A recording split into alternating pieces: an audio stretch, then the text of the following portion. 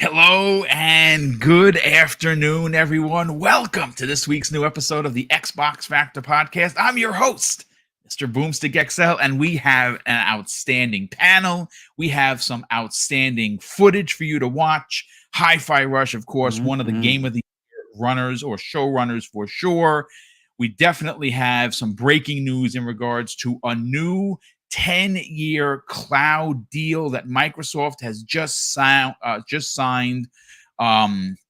It is a big deal, but we have learned from Brad Smith, president of Microsoft, that is not the only deal in the works. More are coming. I said we, more like Retri has an ideology that he'll let us know what he thinks is next. And if it does happen, if his plan comes to fruition, I think that the CMA basically is just going to sign a dotted line, because every concern that has been made about cloud gaming or Xbox Game Pass being, having Call of Duty and PlayStation Plus not having it, and staying exclusive on Xbox, all of the questions, all of the concerns that Crying Lion, Dance Moves, Jim Ryan has been doing will have been crushed. And at this point, outside of collusion or corruption out of the CMA, which you never know because governments are filthy, this deal is getting done. But we also have a ton of other stuff. We're going to open up with, as soon as we get done with the intros, what happened to that poor Stalker 2 team? My God. I mean, what happened to them? They were hacked. We'll get into the specifics of it. I do have their press release in front of me. But man, oh man, what some people in this community have said about it are just, it's gross. It's disappointing. And it just proves to me that humanity is kind of shitty. But we'll get to that in a second. Retri, the voice of course, Xbox Game Pass, or Game Pass _ daily. How you feeling, brother? And you have your work cut out for you because, the news gods once again have delivered. Yes, I do, Boom. I'm happy to be here. Thank you for coming out, chat, and an awesome panel. We got some really cool topics today, and I'm really excited to.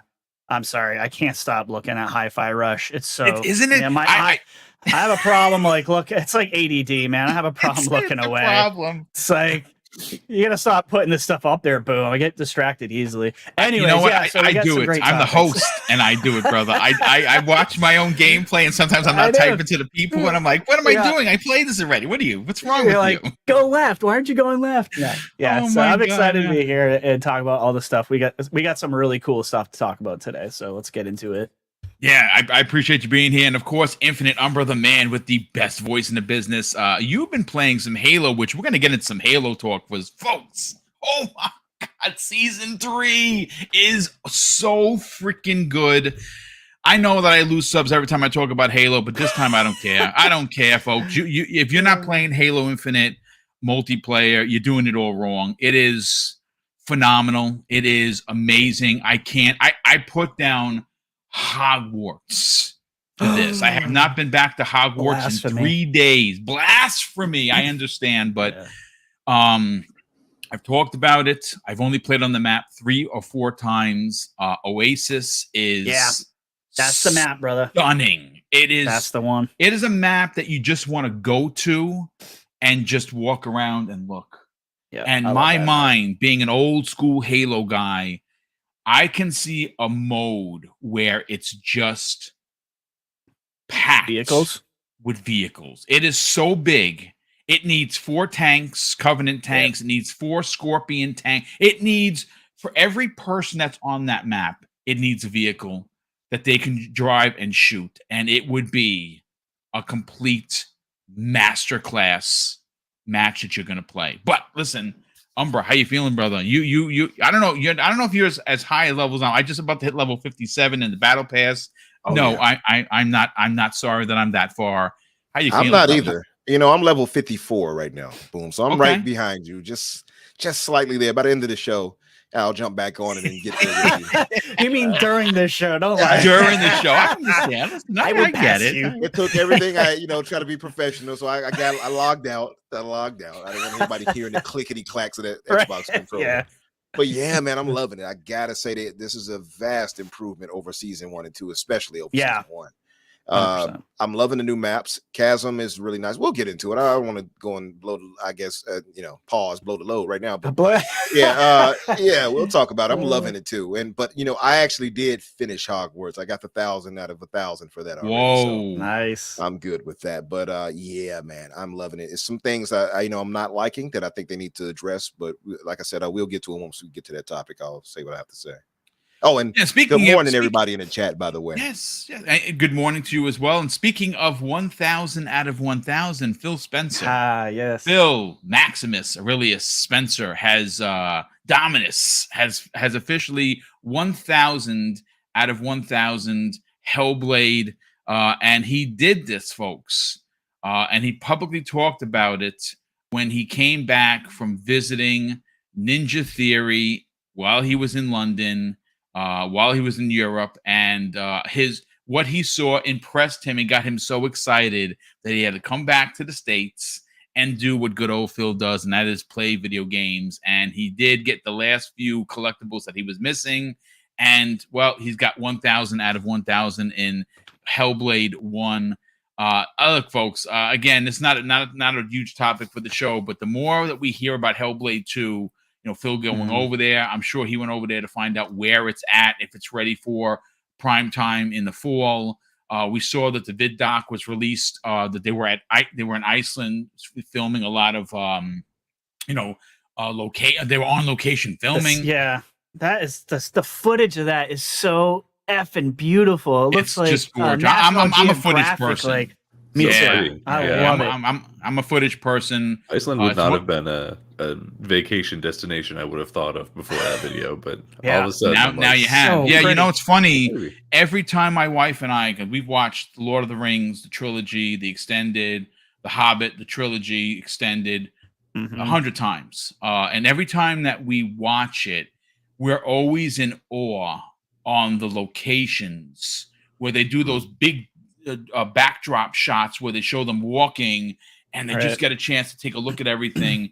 And I get the same feeling when I was watching that vid doc. It's just it's stunning. 100%. And I think we're going to be in for something very special. Like I said, I got a chance to talk to a few people behind the scenes, and all I was able to get is when you see it, you're going to be completely blown away. And I'm very excited for that. Danny McGee, brother, listen, welcome back, man. We got a lot to get into. Again, breaking news for today. How you feeling? I'm feeling pretty good. Down here in Texas, we can't make up our mind on how the weather's going to be. We're in the middle of a nor'easter here right now in New Rochelle, New York. It is snowing. Yes. It was 87 degrees here 2 days ago. And today we're back down to, I think, 47, maybe 50. Wow. You're getting a lot of same weather we are, Daniel.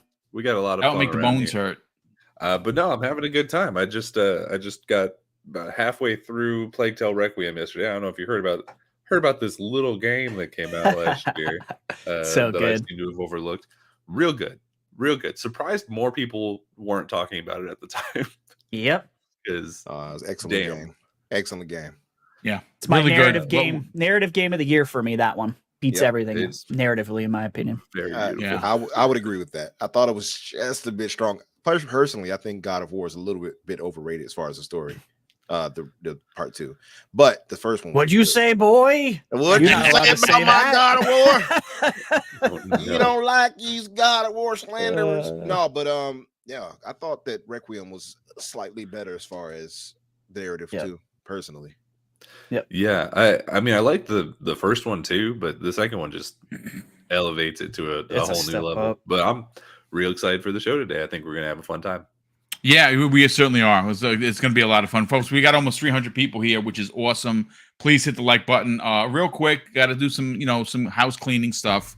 On the opinions of the Iron Lords behind the scenes, I decided to make a pretty big change to the channel, seeing how they were having very similar issues with people coming into the show and being sometimes to be a little bit disruptive and wanting a seat at the table and not being subbed to the channel.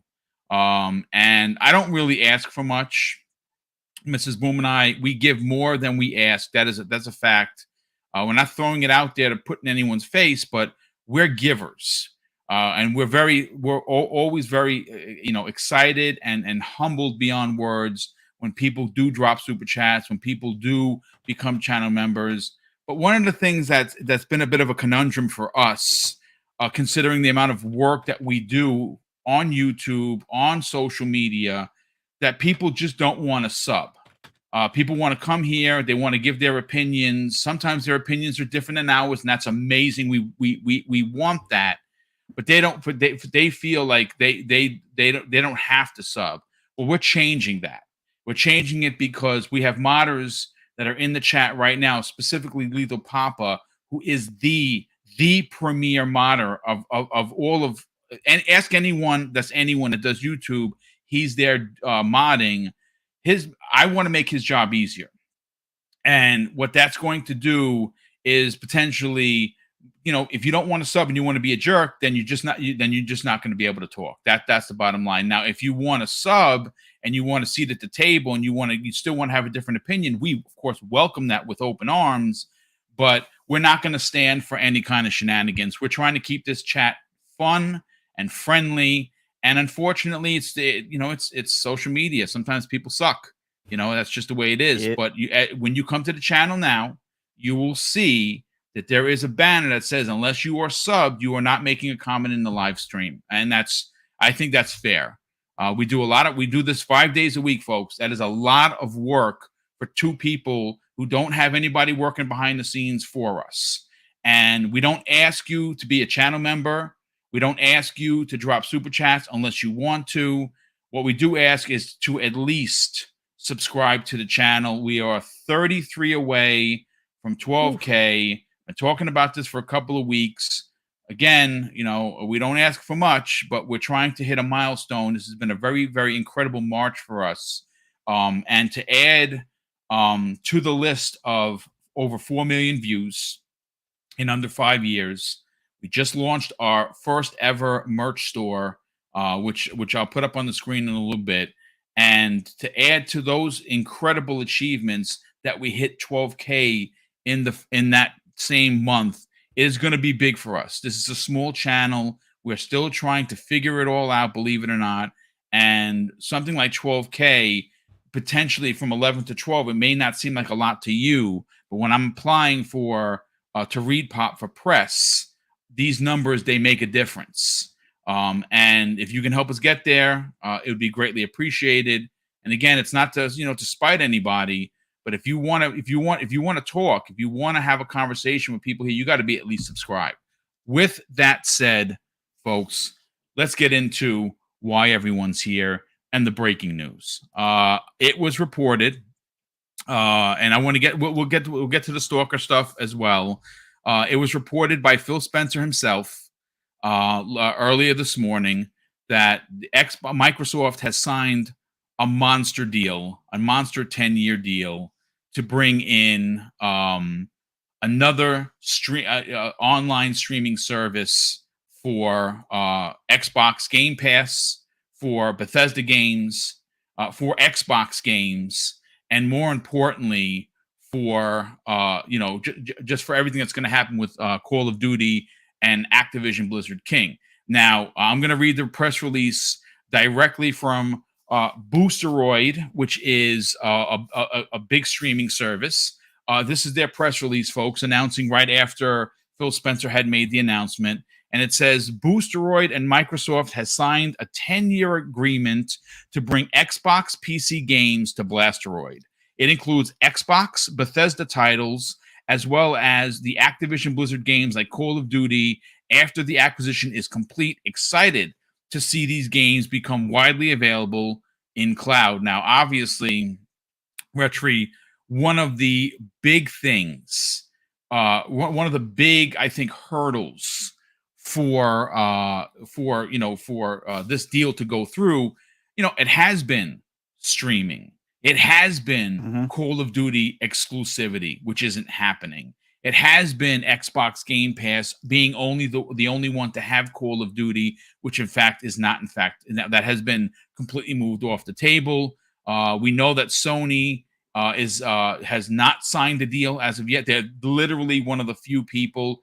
You think that there is a big deal that might be one of those jokers that Microsoft is holding in their hands to drop potentially as we get closer to the end of the month. And remember, all of these, these governmental agencies are supposed to levy their decisions at the end of April. So we're still about 6 weeks away. But the more that these deals get signed, Retri, the less likely that this deal is going to get blocked. What? First of all, what are your thoughts on the news? How important is this to ABK?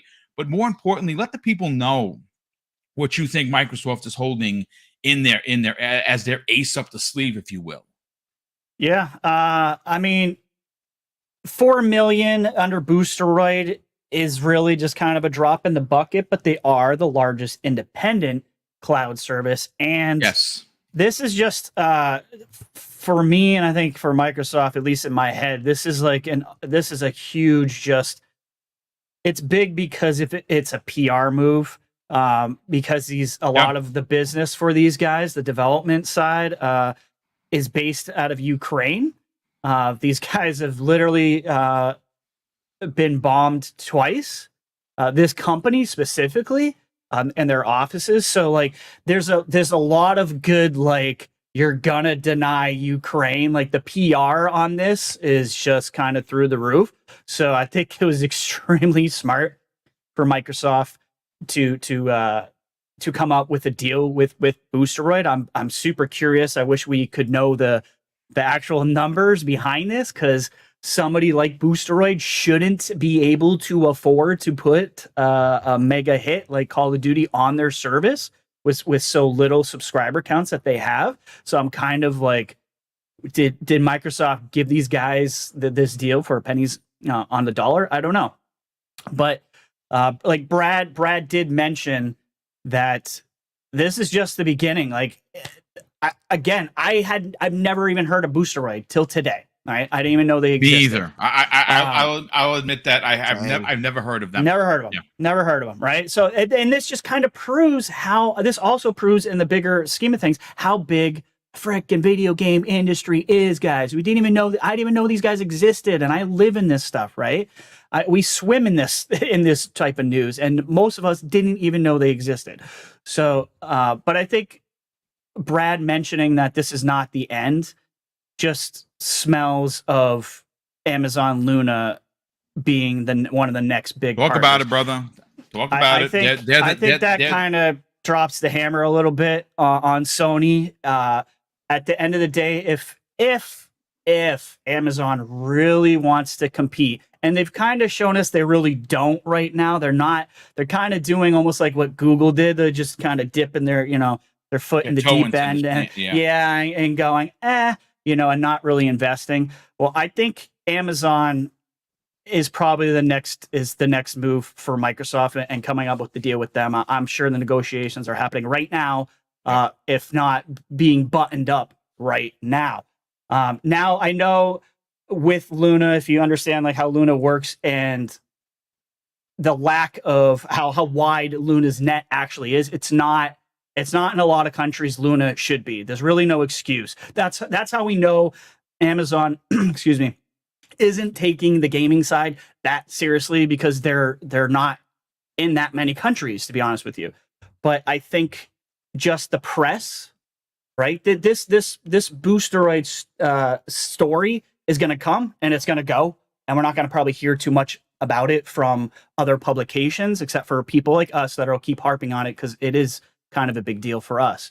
But I think Amazon, just because of the name and the PR clout that they have, once you put them into Luna, I mean, it's going to make the CMA look so bad for them to deny this, because once you do that, you can kind of twist the story and say, well, the CMA just screwed, I don't know, a minimum of probably 150 to maybe 170 million subscribers to services from getting access to Call of Duty like that. Yeah, like, and that's not a good look, right? That's not a good look for the CMA, who's supposed to be protecting you and I, right? Who is the CMA supposed? Right here.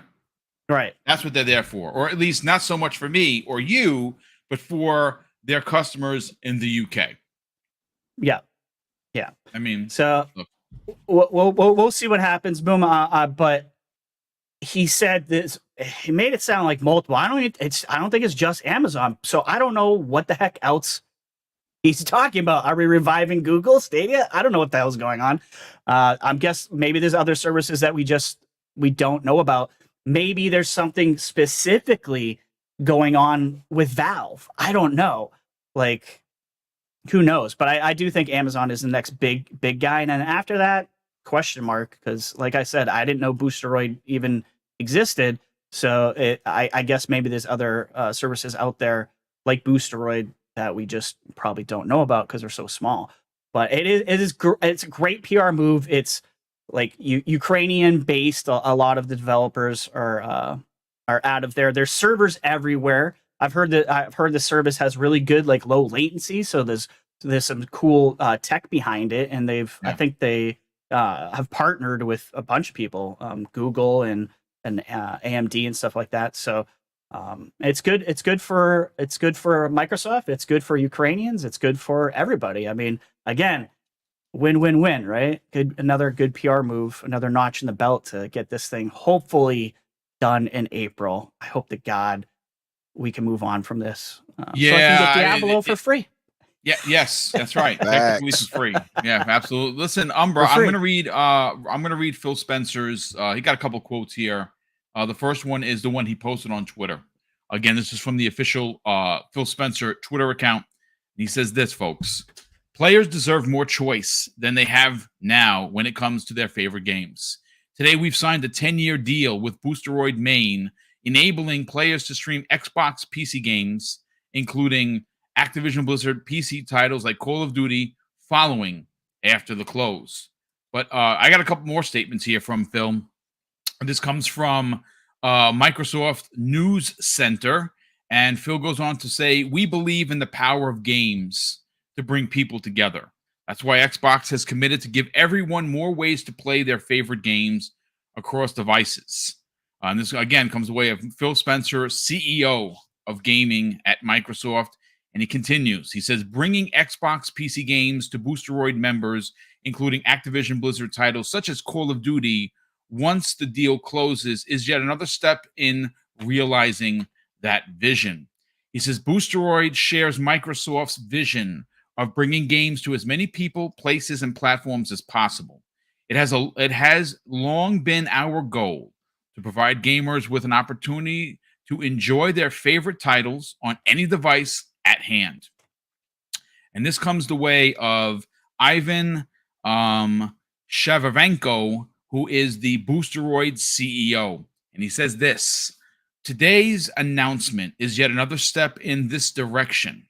Also, with our development team based in Ukraine, we appreciate Microsoft's ongoing commitment to Ukraine, and we'll be working together on an initiative supporting our local game development community to invest further in the economic recovery of the country. Obviously, yes, Retri put it perfectly. It is a big PR move, if you will, if you're going to make a move. And obviously, Microsoft was one of the first big companies to support Ukraine from jump. Yep. Obviously, they are currently supporting Stalker 2. I know that they have invested in that since the Ukraine war started with Russia.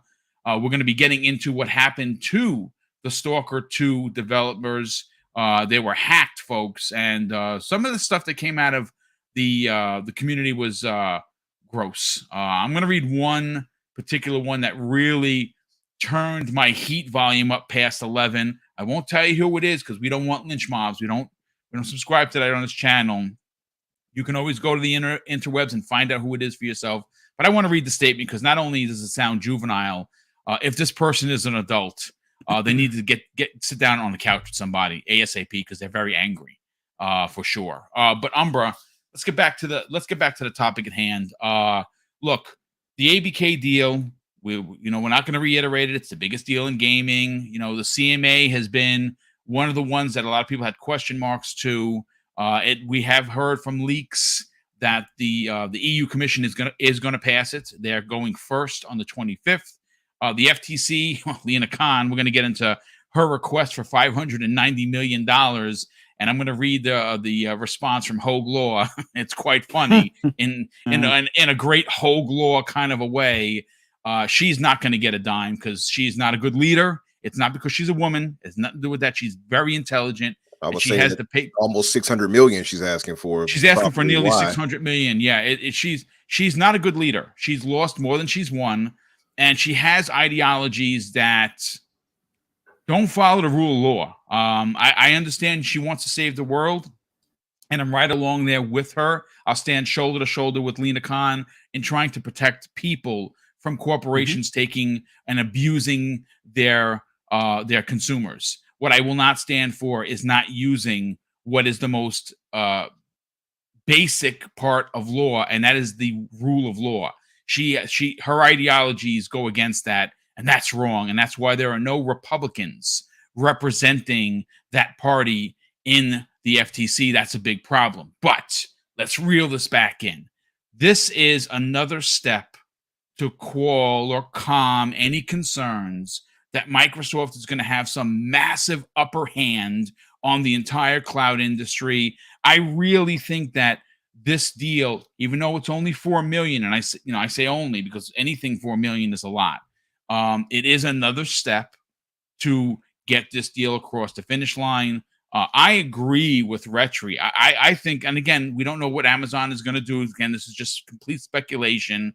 But if you were to get Amazon on board and sign a 10-year deal like you did NVIDIA, like you did Boosteroid, like you did all of these other entities, it's going to be really, really hard unless there is that corruption or collusion situation out of the CMA. What are your thoughts, brother? Yeah, I mean, I think you all hit it on the head. I think there's no real argument. We've all been saying it for a long time. There's no real argument that the FTC or any of these regulators really have. And if the only argument was that Microsoft would, or could dominate as far as cloud-based anything, or because the only argument they started dwindling down to, well, they could do this or they could do that. And Microsoft had met them at every step of the way to say, well, we'll do this to ease concerns. Okay, well, we'll do this. They've already made deals with NVIDIA, with Nintendo, now with Boosteroid. So if their concern was that, Call of Duty will be withheld from other platforms, this right here more than shows that Microsoft is not about trying to hoard Call of Duty for the Xbox platform alone. There's no real argument they have anymore. And I think the deal the acquisition is going to be approved pretty soon because of it. I would say next month, maybe, if not the month after, I think, just to say, because I don't see how they can really argue anything. And I was watching that Michael Pachter interview with it was really good. Real good, man. Yeah, with Destin Legary. And I mean, he spoke on this and other things too, much more eloquently than I could. But I think that no real court could uphold any ruling against Microsoft in this case. And I know a lot of people will try to write it off. Well, you're just saying that because you're an Xbot. And yeah, I'm sure part of that is true. But yeah, but seriously. I mean, you're the greedy gamer. You at least admit it, brother. You want everything. Yeah. Oh yeah. I don't care. People, I tell them all the time. I'm online. Well, I want more acquisitions. What? Buy you it want all, more baby. consolidation? Yes, I do. Yes, I do. I'm not ashamed to tell them. Yeah. Right there with you, Umbra. No shame in my game. I want all of it. But yeah, I think this just the fact that they're doing this, and they're talking about adding more along the way as well. So I can see Amazon, like you all pointed out, and there's probably going to be some other streaming service that we've never heard of, like Boosteroid. Yeah, people are saying they could combine with Netflix streaming as well. That would be very good point. They do have a partnership with them right now as we speak. So we don't know where that partnership could potentially go. And I know that there's, if you listen to the way Everborn breaks it down, that dude is he's as sharp as the best knife in your mama's cupboard. There's no doubt about it. He talked about they teamed up with them and they purchased a company that helps with the advertising. That's why they want all of this, because they want all this data for advertising. He really breaks it down in a very smart, unique way. That would be pretty crazy. If they actually did it with, if they did something with Netflix, that would be pretty crazy. I don't think Netflix has anything set up enough to do that, though. As they not at least not yet. Yeah, as they stand now, I just don't see that. But maybe they can still sign it with them saying, "Hey, we will bring it to you all if you can develop whatever." Blah blah blah. I don't know. But I think this right here just furthers Microsoft's point in their case, and why I think, like I said, I think the first case we'll hear of an approval will be next month, because April 26th is the deadline for the UK regulators. So I think by that point, we're just going to hear it being approved. Even if not, by the way, as watching that Michael Pachter interview, he pointed out, they can go to these the LLCs and things like that, and how they can put Call of Duty into a side company basically and have them operate still while they fight them in courts. So the thing is, even if they don't agree to it with Microsoft, the acquisition is still going to go through. It's just not going to be approved by them to be put in their markets like that under Microsoft. That's it. So it's still some slick way apparently to get around it. So I think since the ball is really in Microsoft's court, I think all of it's just falling into place. It's just seemed like it's taking forever, and it's held up so much of the acquisitions that we all would have wanted. You know what I mean? But other than that, I just don't see any way that they can really argue against this. I agree. I think that the more 10-year deals that get signed, the further and further it's likely that it is going to be blocked. One really important aspect that actually no one has, basically even brought up, and I'll come back around because I want to get your opinion on it. And you know what? Before I even ask the question, let me get Daniel McGee in here. Daniel, look, this is. I understand that some people are going to look at this and say, you see, that's just Microsoft playing the PR game. You know what I'm saying? You mentioned Ukraine, whatever. Listen, who cares? They're doing they need to do to get the deal done. The fact that, and Gretry had asked us a great question behind the scenes. He goes, I wonder, this is a small service. You know what I'm saying? They have only 4 million people. How do they have the money to get these games on there? And that's a great question. I think ultimately, a couple of years ago, Phil Spencer said something that a lot of really shitty journalists in this industry got on him hard for. And that was when he said, we want to get to 3 billion gamers. Right. Like, people really clowned on him. 3 billion gamers, they can't even get a new game out the door. Right? And when you right, am I lying? But when you look at, I just like your impression. But when you look at the way things are starting to kind of unfold, he had a vision that he has now put into fruition. It's something this big takes years and years, long time to come to to be put together. And now that's happening right in front of us. I think there's something to be said about, one of the biggest complaints, or two of the biggest complaints, was Call of Duty being exclusive, which it's not. And the one thing that they had a big problem with was cloud, right? And Microsoft is continuing to not only erase that from anyone's mindset of questioning it. This is a big deal. How big of a deal do you think this is, even though it's a small company? So it's an interesting question, because really I don't know how big of a deal it actually is. Like, it's a good thing for the PR of it, but it's one of those situations where, like, I would be surprised if basically anybody here had heard of Boosteroid before today. And honestly, I don't know how much we're going to be hearing about them after today. It's the sort of situation where, it's a good thing for them to put out there, to be like, yeah, we're putting Call of Duty on all these cloud streaming services, because one of the things that has been held against them is, oh, you're going to have a monopoly over cloud streaming. And it's like, well, if they're putting this big thing on as many as they can get to sign up, then it's like, well, no, we're trying to raise the water. You know what I mean? We're trying to raise all boats. And I think it's a good move for them, but I don't know how big of a deal it is, right? Because it's not going to cause any like issues, right? Because it's all cloud streaming, so it's not like anybody has to make any new SKUs or anything like that. It just has to run on a semi-decent PC and then send it over to Boosteroid and they'll figure it out. And it'll be the same thing for, you know, like if they do it for Amazon, if they do it for Netflix, you know, honestly, I think if they do it for one of those two, it might be a slightly bigger deal just because then the people in the commissions would be like, oh, I didn't even know Amazon was doing gaming stuff or whatever, right? And like, they probably don't know. They probably don't. I mean, they very clearly are not paying the most attention.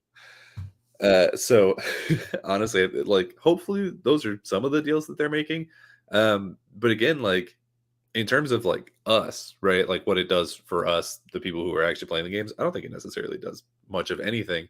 I think it's good for Microsoft because obviously, yes, it helps them with the commissions, but also, you know, they're trying to make cloud streaming like a thing. They're trying to make it a marketplace. You know, the CMA and all of them are afraid that they're going to monopolize it, but they're just trying to make it exist.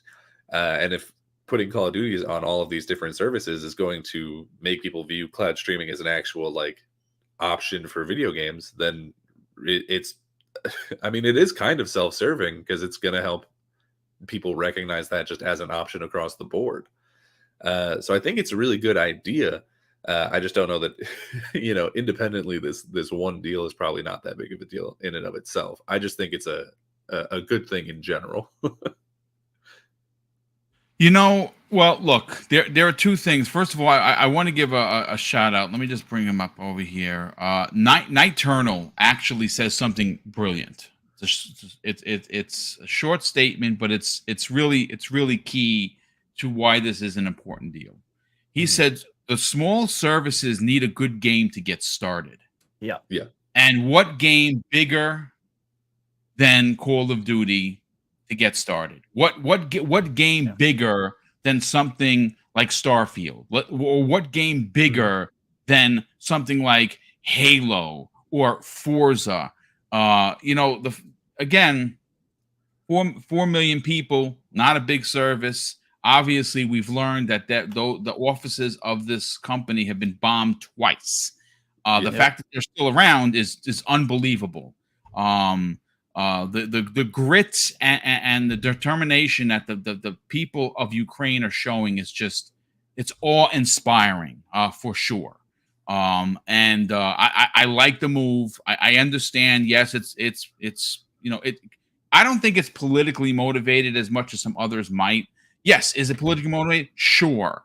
But what's wrong with showing support for a country that has been going through it for nearly 2 years? You know what I'm saying? I mean, you can be, but you can do both. Like you can support, and it can be politically motivated. Yeah, we know Xbox has already given hundreds of millions to Ukraine way before this. Way before this. So it's not, you know what I mean? So they like we've said in the past, like they're walking the walk, not just talking the talk. And you just got to look up the history of Xbox and Ukraine and the support that Microsoft, I shouldn't say Xbox, Microsoft and Ukraine have had with each other in their relationship. So it's just it's on top of the PR thing. It's a big humanitarian thing too, obviously. 100%.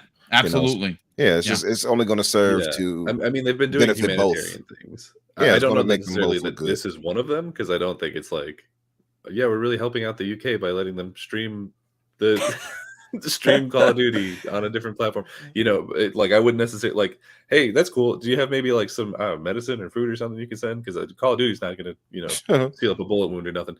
But it might teach you how to tie up a suture. I don't know. Yeah. On top of this, they are also donating and doing a lot of really good things over in that part of the world just independently. And I'm really happy that they're doing that. I just don't know that this is necessarily like, this is an interesting story, and I think it's a good move for them. I just don't necessarily think that it's going to be like this huge move. I tie it into the whole situation with them working with the devs for the Stalker 2. For sure. In that region, it's just them bringing more money and things into that region, which is going to help them. Mm-hmm. Yes, that's right. Absolutely help the economy for sure. more development dollars means more, economic growth for the economy that's just been destroyed, for sure. Listen, I do have a question regarding this. Before I do that, I got to read the first super chat of the day. Michael Mooney. Hey, brother. Thanks so much. He drops a very generous £5 super chat. And he says, bet Google are glad they stuck by Stadia to be rewarded with 10 years of Call of Duty thanks to the ABK deal. That's good stuff, Michael. That is so funny. Look, the question that I have for the panel, question I have for the chat, which, by the way, we're almost at 600. Nice. There is one person who pointed out another streaming service that Microsoft could partner with. What is that? Eric the Red. He said Microsoft should cut a deal with the Sega channel. Oh, stop it. That is hilarious. The Sega channel. Oh, that's classic. That's good stuff there, brother. So my question very simply is, and I'll start with Retri here. The more that these things start to transpire, how ridiculous and petty and just straight up dumb does Jim Ryan and PlayStation look? Like, honestly, the world is mounting against these boobs over at PlayStation. And at this point, it's just laughable. I'm gonna push back on that. I know we all make fun of Jim Ryan. But he's doing exactly what he's supposed to be doing. You know what I mean? Like, at the end of the day, you say I disagree? I very much disagree. Yeah, I think people give him way too much credit. Well, I mean, I just don't. If what they're saying is true, if really Call of Duty seriously supports the rest of their studios and their AAAs to be able to even exist, if you believe that, then this is a big deal for PlayStation, and I think you would fight to try to block this every turn. I'm not saying that I don't like their tactics. They're lying. It's all BS. They're complaining about stuff that they've been doing forever. Mm-hmm. That's what makes it worse. That's the worst. That's the worst part. Right? Rich, do you believe him though? Do you believe that Call of Duty is single-handedly funding all the games? No, I don't. I don't really believe it. I'm just saying, if you were to believe that, you're right. So no, I don't really. I don't actually personally. I don't. So yeah. So I mean, I guess he's a lie. You know what? Screw it. Screw them. Yeah, I'm changing my mind. Thank you, Daniel. See what can happen. See, guys, this is how you change your mind on the internet live. Screw them. Yeah, I don't know. They're babies. I don't know what to say. I'm like, I just want them to shut up so we can move on from this deal and they can complain about something else. Hey, look, crying Jim Ryan in the chat. What's up, Jim? How you doing, brother? He took the time from his live fest to be here. I'm gonna throw it a look. He says, "Take my name out, Jim." If I get slapped live on the air by somebody, that's it, man. I'm gonna have a real problem with that. You're gonna be removed from the show. Did anyone watch the Oscars? I loved the Oscars. Mrs. Boom and I watched it. Oh my god, we were cheering like children because of some of the big wins. I just love it. Yeah. Brendan Fraser. So happy about that. Shout out to the joke right at the beginning where the guy was like, "I hope the show goes off without a hitch, or maybe just without hitch." Oh yeah, it was. There were a lot of puns. It was basically packed with puns. But listen, Infinite. Let's get your hot take on this. I'm sure you're going to be a little bit more salty than, of course, Retri was, or maybe even I will be. We know that Jim's lying. We know that they have tried to paint Sony as, like I said, what this is, and just pictures in your head, like in a funny film, like a comedy film, the lying POS is limping into court with the one crutch and the fake cast, and their head is bandaged up with the eye patch. That's Jim Ryan. We know that they're full of S. We all know it. Again, I don't want to sound like a broken record, but just look at the numbers that were reported for February, and that tells the tale. Yeah. Okay, 400% increase year over year for the EU, 316% increase in the UK, and 360+% in Japan. That's just 3 regions year over year, February to February for PlayStation. That should say it all. And the most important factoid about all of those ridiculous numbers, it had nothing to do with their first party. It had all to do with Hogwarts Legacy and the marketing that they had with it, and that tells the story. But when you see this, how ridiculous that Microsoft is signing deal after deal after deal. People are lining up, and we're talking about companies we've never heard. We're all gamers. We're all in it, right? We do the news reporting every day. Retri does the news reporting on his channel every day, and neither him or I or you or anybody here have ever heard of Boosteroid. Like, who ever heard of that? I haven't heard of it. Oh, right? It sounds like something that you would put you take before you start working out, so you're cocky, exactly. right? Yeah. Get your Boosteroid supplements. Yeah, but I mean, really, at this point, it is getting pretty ridiculous. I think, and this is just my opinion, folks. Please, tell me if I'm wrong. I think the loud child in the corner is starting to be lowered, and I think at some point it's going to be barely a peep from Jim Ryan and PlayStation. Yeah, I mean, I get the whole idea that he's doing what he has to do, and yeah, okay, cool. But I mean, to sit there and blatantly lie, I guess that's part of it too. I just don't believe corporations, man. They don't tell the truth. Why are they going to start now? Yeah, but as I was told by people, corporations are people. That's what I was told. They're your friends. Yeah, they're your friends. But yeah, it's funny to see that. I can only imagine him in those meetings, and my Jim Ryan voice might peep out. I thought, oi, I'm not here to sign your deal. I'm not here to. I don't want to put your merger through. No. I won't sign it. I can't. I mustn't. No, I don't know, man. It's funny. Like I said, like you pointed out, they're lessening more and more because the cases they have no real case. And I have this debate with people online. And I've just got tired. I just walk away now. I don't go back and forth anymore about the whole thing. One, I am not as studious as our tinfoil headed brother, Everborn to really. I knew you were going to Everborn. I thought of Everborn. Right, exactly. He got on my case. I went on the show Saturday. Him and KS he got on my case about that the last time I did that. So I got to leave him alone. But yeah, I'm not so invested into it to look at the paperwork over and over and over. It's tiresome. I can only imagine it's tiresome even for the lawyers, right? But when you look at the things and you look at it without, I guess, any bias, at least as least bias as you can look at it, what real argument does Jim Ryan have and Sony have to say, no, this should not go through? The only real argument you will hear is based off emotion, which is, I don't like it. I don't want them to have it. That's it.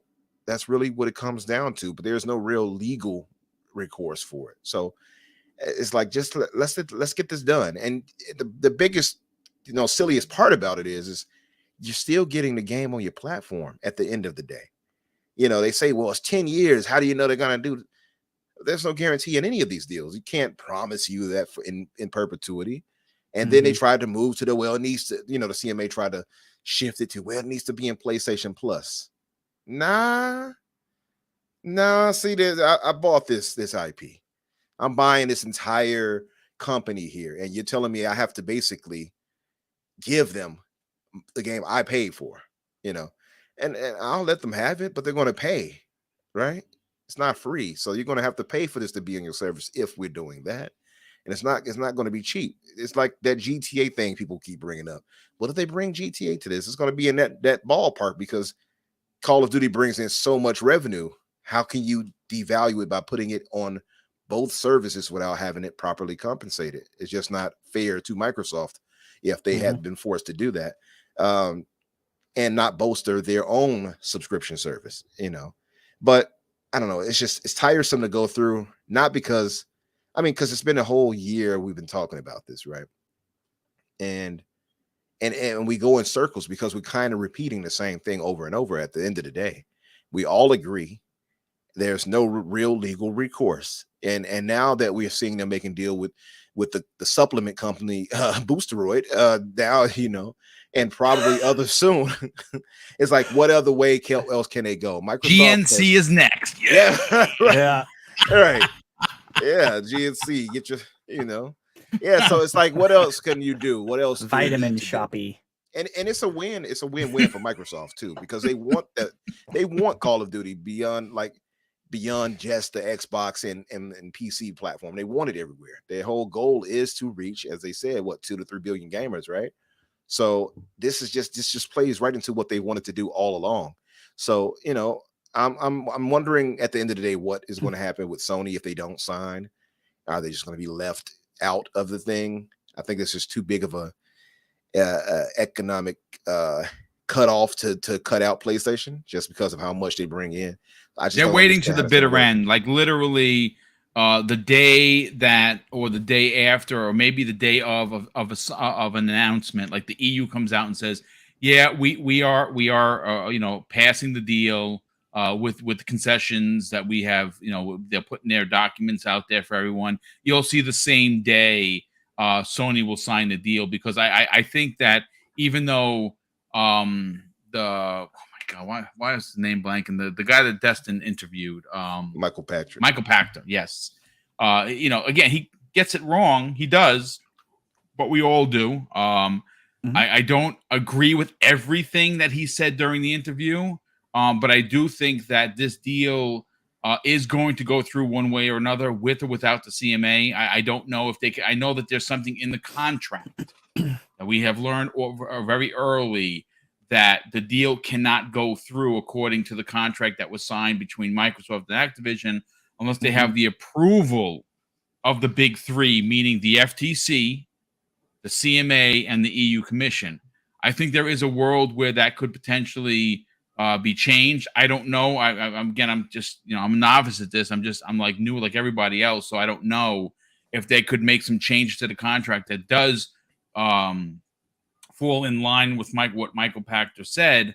But I think there is going to, we're at a point here, Umbra, where it is literally almost impossible to say no to the deal with the concessions that have been offered, especially when exclusivity and cloud were the main components against the deal. Microsoft has added that.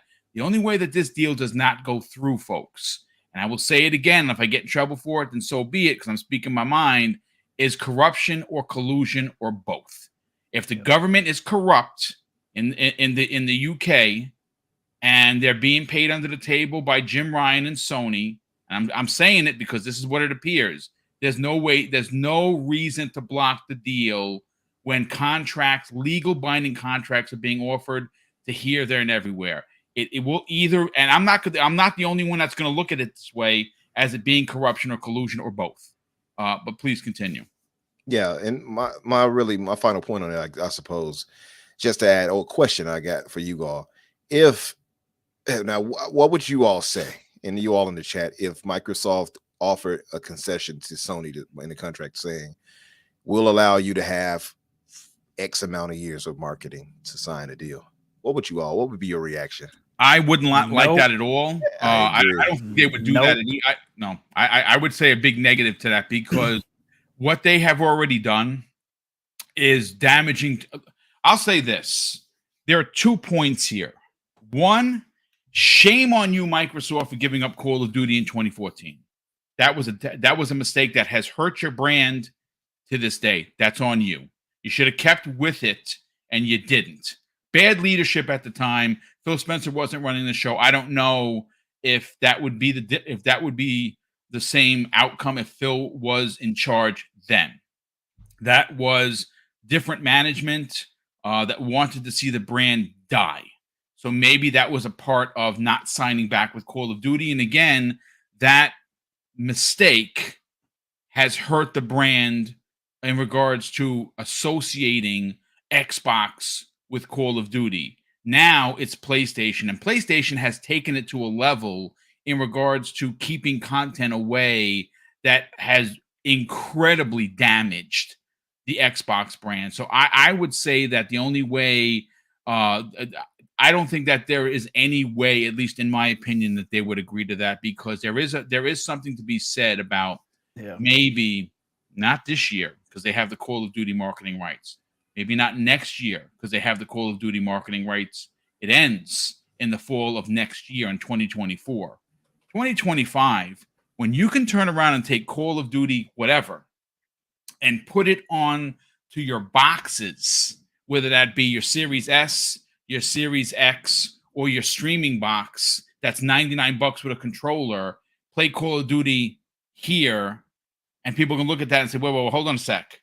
I can get a controller. I don't need a box underneath my TV. I just got to plug the stick thing in, and I'm playing Call of Duty, and it's $99 or $89. It's going to be game over. It's going to be game over for sure.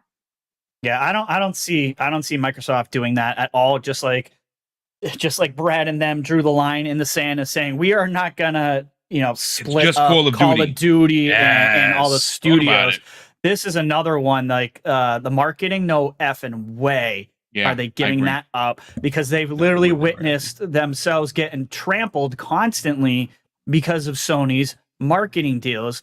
Like a lot of people, including my wife and many people that I know, thought that Hogwarts was exclusive. Those marketing rights are important. So yeah, I can't see Microsoft doing that. That goes beyond marketing rights. That's straight up just deceptive practices. The fact that they slap the word exclusive on something and then print it really small, that it's just the cowboy hat is exclusive. Yeah. The brown cowboy hat. Yeah. It's actually the exact same thing that Epic Games is getting sued for right now. So I would not recommend Microsoft follow that path. No. I don't think they would either. I don't think they will. Sooner or later. Yeah, I figured I would ask that to rile people up. You all should have seen the chat. You all should have seen the chat, because if you talk about this enough, you get lethargic, right? I saw Bushido in there calling you out. I saw him. Yeah, I'm forever cursed to run into him. But yeah, I figured that if I did that, I can see the reactions, and I was just waiting for it. People were like, hell no, to hell with Sony. So I figured that would be the reaction. I just wanted to hear you all takes on it. But yeah, I agree 100%. Hell no. Oh well, if it isn't my studious brother K Asante. He's in the chat. He's always lurking. My name now is Infinite Unreal. Unreal. I like that. I love it. That's good stuff. Yes, indeed. Good stuff.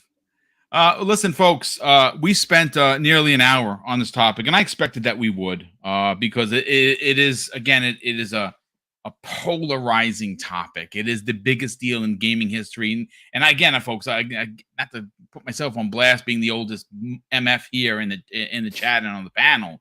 I've been gaming since '78, and I've always, since I picked up my first Atari 2600 controller, have been infatuated with gaming for a multitude of reasons.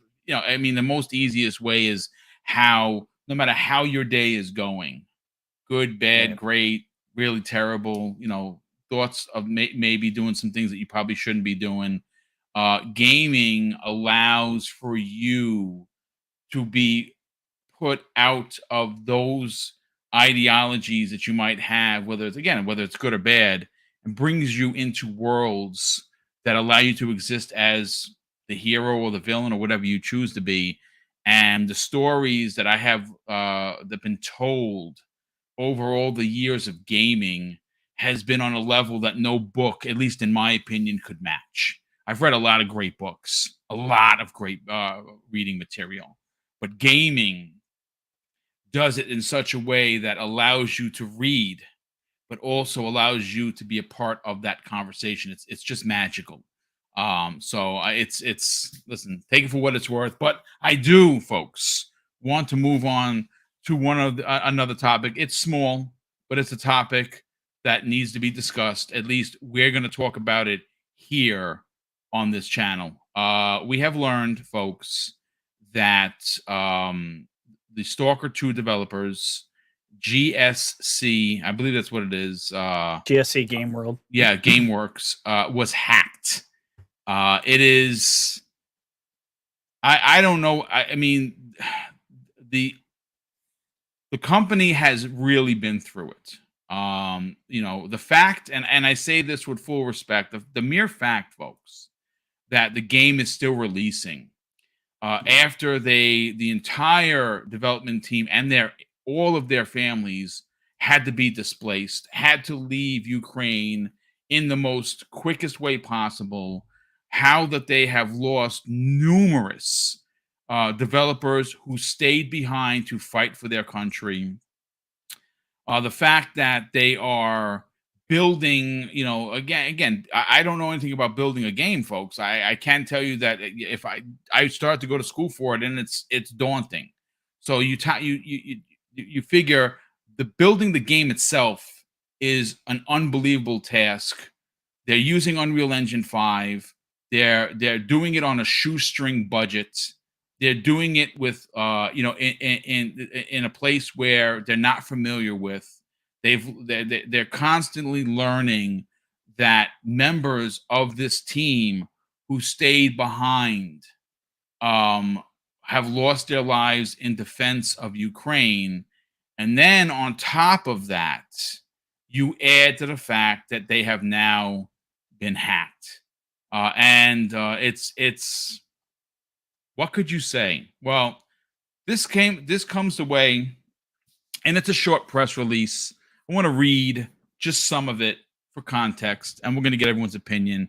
This comes from the official Stalker account on Twitter, and it says this, folks. A message from GSC Game World team. Recently, our employees' account for the collective Work with Images application was hacked. The responsibility for this was claimed by a community from a Russia social network. They are threatening to use the obtained data for blackmail and intimidation. This is not the first attempt to hack and leak our data, including personal information. We have been enduring consistent cyber attacks for more than a year now. We have faced blackmail, acts of aggression, hacks, attempt to hurt our players and fans, and efforts to damage the development process or the reputation of our company. We are a Ukraine company, and like most Ukrainians, we have experienced many things that are much more terrifying. Destroyed houses, ruined lives, and the deaths of our loved ones. Attempts to blackmail or intimidate us are completely futile. Our unwavering commitment to supporting our community remains unchanged. We will continue to do everything possible to support Ukraine, and this will not change in the future under any circumstances. I'm going to stop it right there for two reasons. One, I'm getting emotional, and two, it's long. But Retri, let's talk about it, because this, again, it's one of those things that you just you shake your head. You're like, Jesus Christ, what more can this team go through? This is why Mrs. Boomstick and I have pledged, and if you're new to the channel, we are purchasing and giving away 15 copies of Stalker 2 at full price. We're not getting any help from the team. We're not asking any help from Microsoft. This is coming out of our own super chats and channel memberships that we have tucked away for these big giveaways. And it's our small way of giving back to the families and the developers of this company that's bringing us a game that I'm very much looking forward to. Let's get your take on this, and then we'll get into, on the back end, what only one. It doesn't represent all of the PlayStation community. I want that to be understood right now. There's many amazing PlayStation gamers and community members that do not that came out against this. So please don't throw every PlayStation gamer under the bus. They're not all jerks. Some, sure, but Xbox has them too. Let's get into the hack. What are your thoughts on their response, their public response, Retri? Yeah, their public response, I think, it's inspiring to see like all the crap that these guys have gone through. I've watched like the devs posting videos while they're getting bombed of them like grouping together and playing instruments to block out the sound of bombing. Like it's really crazy and scary what the Ukrainians have been going through. And I just, these guys are obviously pieces of crap. I just can't believe like they're getting hacked. I wish I was surprised. I'm not surprised that unfortunately they've been going through this for a while. This is not the first hack. I guess they've been attacked multiple times. And, and threatening that, that they're going to send out spoilers. We're holding it hostage, and we're going to tell your fan base, what the end of the game is or whatever. It's just pathetic. I don't understand people sometimes like that you would bother doing this to just innocent people. We know that they're Russian hackers. It's a Russian hacker, like a social network group or whatever. And take that what you will, but there's good Russians out there too. Not every Russian's a piece of crap, so let's not go down that road either. There's plenty of Russians that didn't want this war to happen, and they got thrown in jail for it, for even speaking about it or even wearing certain colors. I mean, it's not great over there either, right? But yeah, this is just people being jerks. A hacking group taking an advantage of a situation that's already crappy and making it worse. And we're gonna be here. At the end of the day, when people do stuff like this too, Boom. We're all going to rally behind it, and the sales are probably going to be even bigger for it. Like every time you do this, you don't win. Every time you try to pull crap like this, guys, like it never works. It never works for you. You never get the result that you want.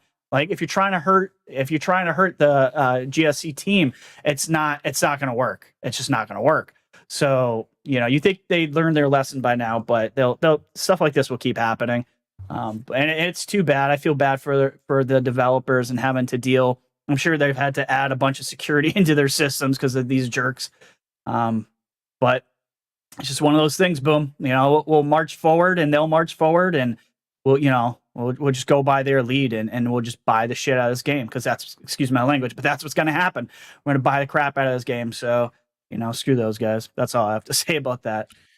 No, it's good stuff. I mean, I agree. Umbra, let's get your hot take on this, brother. This is an unfortunate situation. They got hacked. They're being blackmailed as we speak. They have already asked for anyone that is known for leaking or reporting on leaks to please not do that. We've seen many people in the community already come out and say, "Yep, if I see anything, I'm not talking about it."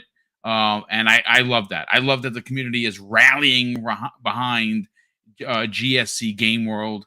And I think that Retri is onto something.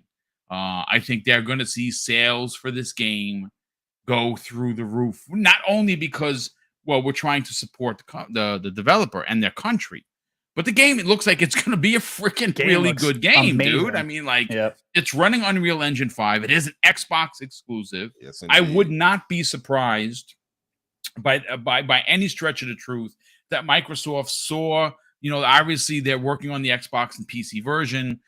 They dropped the bag and said, we're just going to keep it on Xbox. They just, and they dropped the bag for two reasons. One, keep it exclusive because it is an amazing looking game. I cannot wait to play it, but also to kind of help fund the team. What are your thoughts? Now that you mentioned that part, I wouldn't be too surprised if part of Microsoft's outreach to help them will be to outright acquire them. Mm-hmm. That would be amazing. I've been wondering that for a while too. Yeah, I wonder if that might be the case at the end of the day. No, but this is unfortunate. The GSC team, I mean, they got so much going on already. In this letter here, they speak about the deaths of their family and things like that, destroyed buildings and an environment, and war-torn situation. And like this is, and then trying to make a video game. It's like it's the least important thing of all things going on around them. And to have people hack them and blackmail them and try to get paid off of it, it's like, come on. Mm-hmm. It's like this is that's just disgusting, really, honestly. And kudos to the community for stepping up and saying, hey, we're going to report any leaks and things that are shown, or they won't repost things of that nature. And everybody should stick to that. It's not much else we can do as a community outside of that and not supporting the leaks. You're going to have some, though. It's always some, you know what I mean? It's always somebody who's going to try to be the edge lord or something. And then, look, he's Stalker 2 spoilers or something, But I think as a community, if we all come together and try not to support and share that out, that would be a good step in the right direction. But it's just unfortunate, a lot of this, negativity that's surrounding GSC rather. So I don't know what to say outside of I wish the best for them and their families. And I do hope this Unreal Engine 5 game is spectacular. And then, I want to say, just to say, it does look great. And it's amazing, actually, because we all had I think most of us at least had an opinion that what's the name of this game? Atomic Heart would probably be the standout. Now it looks like Stalker 2 might be the standout. Yeah. So imagine them going through war and still turning in, a much better game. Wouldn't that be something? Mm-hmm. So much love to the team and their families. This is an unfortunate situation all around, and to have this slapped on top of it, it's just sad, really. But I guess the only thing we can really say as a community is don't share and support any leaks. That's about it. Yeah, it is. That is going to be the big thing. And I hope. And again, I would never send the troops out to rally against someone that does. Do what you want to do for your own channel, but you remember, you got to be responsible for the things that you do. Okay. Nobody likes shooting stars because they're bright for a hot minute and they're gone. Be a hero. Be a real hero. I'm talking to anybody that's listening right now. You see these leaks? Mute them. Shut them down. Because if people ain't talking about it, then nobody's talking about it. And I'm not saying you have to do this for me, because I'm nobody. I say if you're going to do it for somebody, do it for the team that's making this game. Mm-hmm. Do it for the team and the families that are depending on this game to sell well. That's who you do it for. Let's get Daniel in on the conversation. Daniel, this is again, it's very unfortunate that this happened. These things happen all the time. Microsoft gets hacked all the time. Mm-hmm. This particular situation is incredibly unfortunate because of so much that the team has gone through, emotionally, physically, financially. I am hoping that the community as a whole rallies around GSC GameWorks and really does, if they see it, don't talk about it. First of all, what are your thoughts on the hacks? And you, you like me, are you hopeful that the community will respond in kind and not discuss or post the leaks? I would certainly hope so. I mean, I think Stalker 2 has sort of a good place as far as that's concerned, where it's a game that people who are in the know are talking about a lot, and those are the people who I think will specifically, mute these sorts of things and not pay attention to them or not share them around at the very least. But it's not like a huge game where it's going to show up and be like when Last of Us leaked and everyone knew everything about that ending. So I hopefully they won't have too much to be worried about on that front. I do think it'll be an amazing game just based on everything we've seen. I think it stands a really good chance of doing amazing things. I think if it comes out this year, which I'm hoping it does, but obviously wouldn't be mad if it doesn't, I would be genuinely shocked if we don't see it recognized on some level at the Game Awards this year. Even if it genuinely, honestly, even if it's not even like the most amazing game to come out, even if it's like somehow comes out and it's pretty broken, I think that Jeff Keighley would be out of his mind to not recognize just the situation surrounding this game. Mm-hmm. I think he did last year, so I would be very shocked to see him not do it again this year. It's just, I think that this team deserves recognition for all the hard work that they've put in, and I don't know how much there is to say about it, right?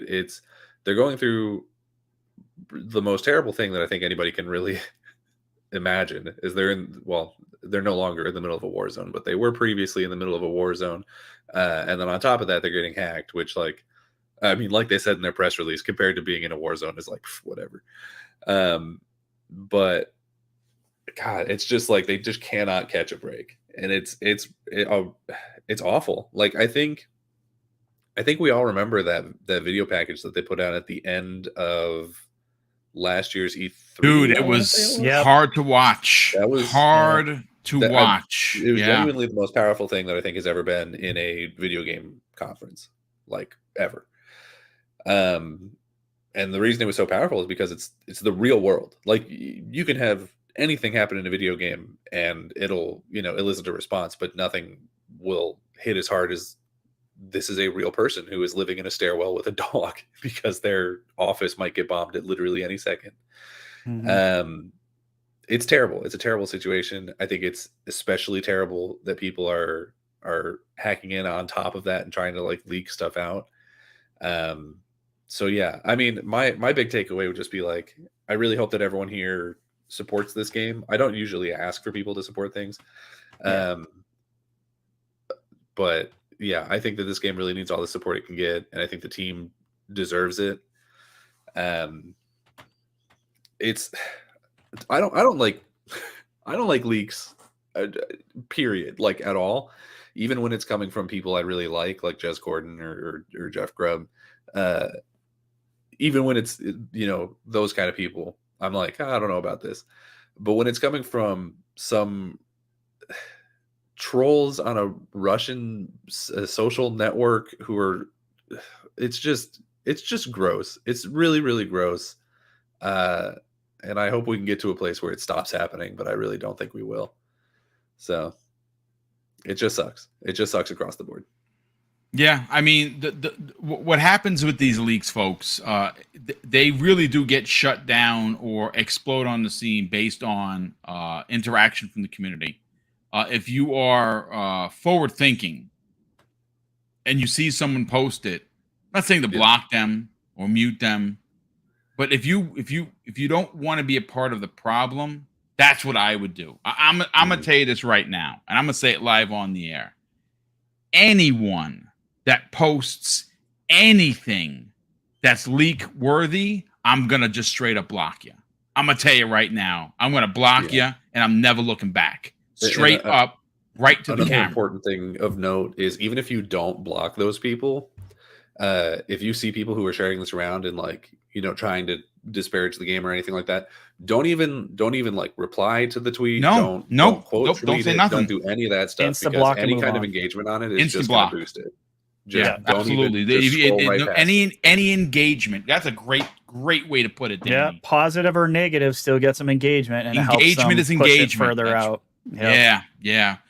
Me, it's insta block. I don't care. I don't care if I've known you for years. You get out there and you're part of this, you're getting blocked straight up. And I'm not even going to be sorry about it. I tell right to your face. I'm not going to be a part of that. I'm gonna defend this team, and that's the way it's going to go. But listen, folks, we have 40 minutes left of the program, which we had almost 600 people here. I want to thank everybody. Again, I want to just throw it out there. People have been asking for quite some time. I would even dare say years. Boom, when are you doing merch? Everyone has merch. Double Barrel Game doesn't have merch. Well, we do now. We have 7 or 8 different art pieces up for you to go and get at teespring.com. I will drop the link in there. They offered me to give 10% off, and I raised it to 15%. We're getting less money for the shirts, and that's fine. But if you use the code BoomStick in all caps, you get 15% off of your entire order. Again, I'll drop that link in there. The artists that are responsible for the work that you see in front of you are Ben Kenobi of Twitter, Sean Labrie, and the Richter. Those 3 artists helped Mrs. Boomstick and I put this incredible, absolutely glorious package together. And I'm gonna be honest with you, I did it with I did it over the weekend. I was a nervous wreck because it's a lot. Teespring is pretty easy to use, but there's a lot of minutia that I didn't realize that you have to pick colors, and it's a lot. And we got it off the ground, and somehow we've already sold 10 shirts. Wow. If you're interested, again, I'm going to drop the link in the chat in a second. We have teamed up with Teespring. They're amazing. They have been incredibly supportive. Any question that I've had asked, they've answered. I like the quality of their stuff, and if there's something that you want us to add to the line that is already there, just DM me or email me, and we'll see if we can get it done. We can get up to 15 different items per artwork or per picture. I added 2 additional pictures last night. One I designed, and one that came in the way of Sean Labrie. Ben Kenobi redesigned the Double Barrel Gaming logo, and it's freaking gorgeous. The colors that are used for the first one, because we're gonna have different colored ones, are inspired by Starfield. And we're going to be doing some game-specific inspired color patterns for Double Barrel Gaming moving forward at the request of Ben Kenobi. And then I asked Sean Labrie, hey, listen, you see the logo, do me a favor, come at it from a different perspective, because obviously one of the big things that you've seen or you've noticed on the channel is everything is now unison. The intros match the overlays. The overlays match the banner and the icon for Double Barrel Gaming. And that's all thanks to Sean Labrie.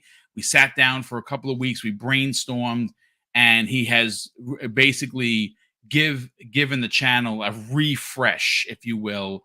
And his version 2 logo for Double Barrel Gaming was posted last night. Go definitely please check that out. But I'm going to go to Umbra first. Congrats, by the way, Boom. Just want to say. Oh, thank you, brother.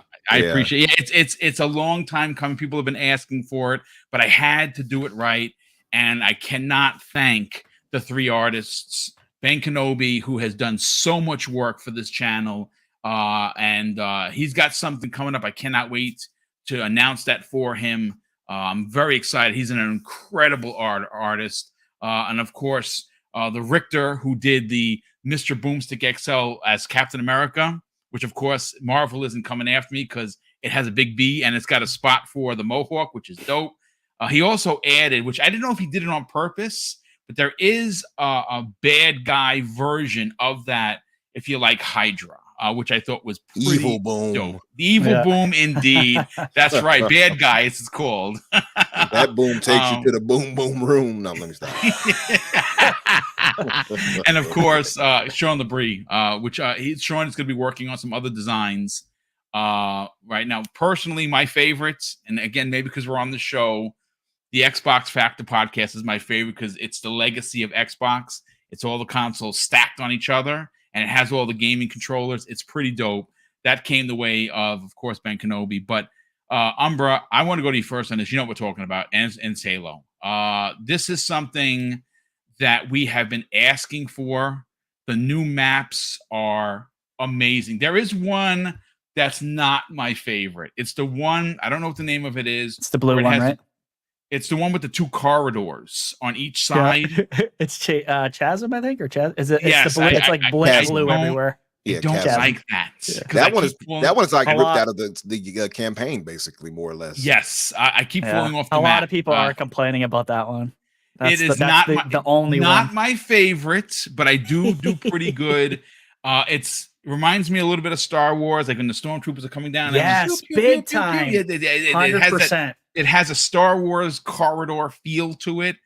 Umbra, I'm level 57. I know that while we're doing the podcast, you're probably going past me, you mother effer. As we speak. I know you are. I know it. Cheater. I know it. I was just in there customizing my Spartan as you all were talking. I'm like, yeah. I love it. That's about good to surpass stuff. Boom right now. I'm level 54, but it won't take long. Okay. All right. I gotta say, I've dropped already. I went, listen, I'm a supporter. I know it's in Game Pass and free to play and all those stuff. The day that the first day, I bought $45 worth of coinage. No questions asked. Now, granted, some of my Xbox points paid for that because I have a lot of points, but it's I have no problem dropping money into Halo Infinite. What they have done, Umbra, is everything we have asked. This is again the controversy behind 343 Industries, the leadership, the changes in leadership. Where we're gonna go. First of all, that new cinematic opening, you know what it did for me besides get me hyped to play? the new season was I was dying inside because I was like, this would be such amazing single player content. I mean, oh my God, it's a story that they're telling. How come I can't play that? But you know let's get more sad about it, Boom. It's like we know that they have such potential 343 when it comes to that, because we saw what they did with Halo 4, for instance, right? And that story. And Blur Studios, for instance, they did the work, and I did not notice until the other day, but they did the motion capture and cutscenes for Modern Warfare, and those look like lifelike and spectacular. Imagine them actually doing the cutscenes for Halo's Infinite story and things that, again, like they used to for the Halo 2 anniversary and stuff like that. But no, I'm with you on that. When I saw it, I was like, man, this sure would be nice to get some story DLC, some campaign DLC rather. Yeah. Well, I mean, it's we're gonna get it eventually, but let's talk season 3, brother. What are your highlights? What's bringing you back? So it's a bunch of things, right? I'm gonna try to get through this really quickly because I got a lot. No, we have 40 minutes, brother. Talk all you want. You know, this is gonna close out the show for sure. If you don't like Halo, maybe you back out. Sorry that you're not gonna hang around because it's gonna be a lot of fun, but. Yeah, we got to get into it because there are a lot of things to like. There's one thing that we all agree on that we're waiting for that I'm still have a problem with, but we'll get into that momentarily. So to touch on the first map you spoke on, which was Chasm, that is more or less pulled right from the campaign. I'm pretty sure we all saw it. Like that part when you came through the Covenant, or excuse me, not the Covenant, the Forerunner architecture and such. That was like, even when I played it in the campaign, I'm like, this will look nice as a multiplayer map. And sure enough, they're like, oh, here you go. I'll say this. I don't think the map is particularly great as far as how it's made, but it is fun to play on. I will say that. And it depends on what you do on it, right? For me, it's absolutely gorgeous. Aesthetically, it's gorgeous. Like any Forerunner, pretty much any Forerunner stuff they do is top notch. 343 hasn't failed me yet when it comes to the Forerunner representation. If you play certain modes on it, I would say Fiesta Slayer, which, Boom, I know you love, like I love Fiesta. So Fiesta, King of the Hill, is fine on it, but there is that one odd placement of the hill right there in that top middle platform out in the middle, out in the center area of the space. That is just odd, and I've heard a lot of people complain about that right there on the placement. I think maybe 343 could be better to change that location because it's just super perilous. You're going to get killed 9 times out of 10 if you get into that spot. Even if you're using your little tricks and such like the shroud, to bubble or whatever. I will say like Escalation and Fiesta Slayer works really, really nicely on that map. And I've won a good amount of map times on that map, actually. Cliffhanger is the other one that you all will see. And if you're playing in the new, the multiplayer, the event right now, you'll likely be in Cliffhanger. And you'll do both, but Cliffhanger, you'll get more. I like that map. That's the Snowy Mountain ones, right? Yeah, that's that one. Yep. I like that one. That one's dope. Yeah. I like that one a lot. And that one right there is decently sized. And what I like about it, Boom, is it's large enough to give everybody room to run around and do their thing. You kind of camp out somewhere and hide out the plot to do what you're going to do. You know what I mean? But it's not so big where it feels like a big team battle map. Right. I think it's better paced and planned than what is that desert stage that we have right now? Because that one feels like it feels slightly big team. We have the two sniping, the one with the two sniping. Exactly. Yeah, I can't remember the name of it, but I know exactly what you're talking about. Are you not a fan of that map?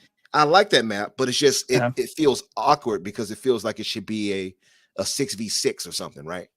I agree with you there. Yeah, because a 4v4 seems awkward on it, like it's not it's too exactly, big for it. It's too exactly. big. It's too big for 4 people. For only 8. I agree with you on that. Behemoth. People. They say it's Behemoth. Yep. Yeah, and that one that's exactly my issue with it. But this with Cliffhanger, I think they found the right medium for it. Yeah, I think Strongholds and Capture the Flag work really, really nicely on that map. Slayer is decent too, but like if you're playing Capture the Flag or Strongholds, something like that in custom games, I think you're going to excel on that. Oasis, the big team battle map, spectacular. Honestly, I'll say I'm going to go as far as to say it's one of the best maps not only that 343 has done. It's one of the best big team battle maps ever in Halo. I will say. I would say it even challenges some of the greatest ones that come out of Bungie. I agree. It's really well designed, really aesthetically pleasing, gorgeous to look at. Just absolutely gorgeous. I got killed a couple of times just staring off into the vistas, like, oh wow, look at this. Pew! Sniped. But yeah, so it allows a lot of freedom too with the vehicular combat, which I like too. And one thing the 343 kind of always faltered at was properly pacing out the map for big team battle. Some of the, like, if you play some of their maps, I believe on the past ones, it was rocky enough where you couldn't quite get through with tanks and such like that, and wasn't wide enough to get through properly with a lot of that. This one right here is much more wide open, and you have a lot of just open-ended areas that have nothing really there. So it gives you a lot more freedom to kind of, hide out with tanks or whatever it is, to shoot people from a distance and things of that nature. It allows a lot more for sniper purchase, things of that nature. And it has that inside cave area that you can go to and do a lot of work in there. It's just a lot of things that can be done well on there. Capture the flag would work really nice on there. They're talking about bringing, if you all didn't hear, big team battle escalation, which is pretty much gun game, right? If you all haven't played that. Exactly, gun game. And so they're going to have a big team battle version of that on that. I can imagine that's going to be pretty fun. Yeah, they're going to bring that soon. That's crazy. So that's going to be dope. So they have the new weapons and equipment. I'll move on. So the bandit rifle, not a fan of it. Just going to say, not a fan, Retcher. I wanted to love it so much because I love the DMR. Wow. But this is just no DMR to me. Sorry. For one, it's got a lot of recoil. It has way too much. It has a ridiculous amount of recoil, and it's slow.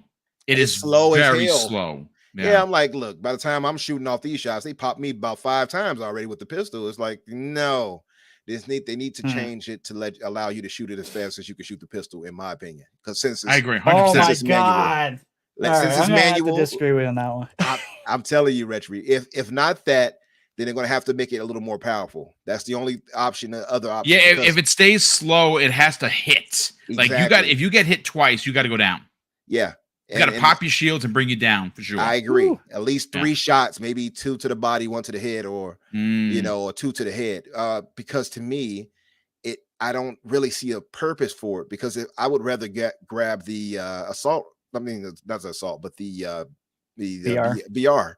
Rifle. Yeah, because I can scope at least from a distance and hit you, and I know it's 4 shots to take you down.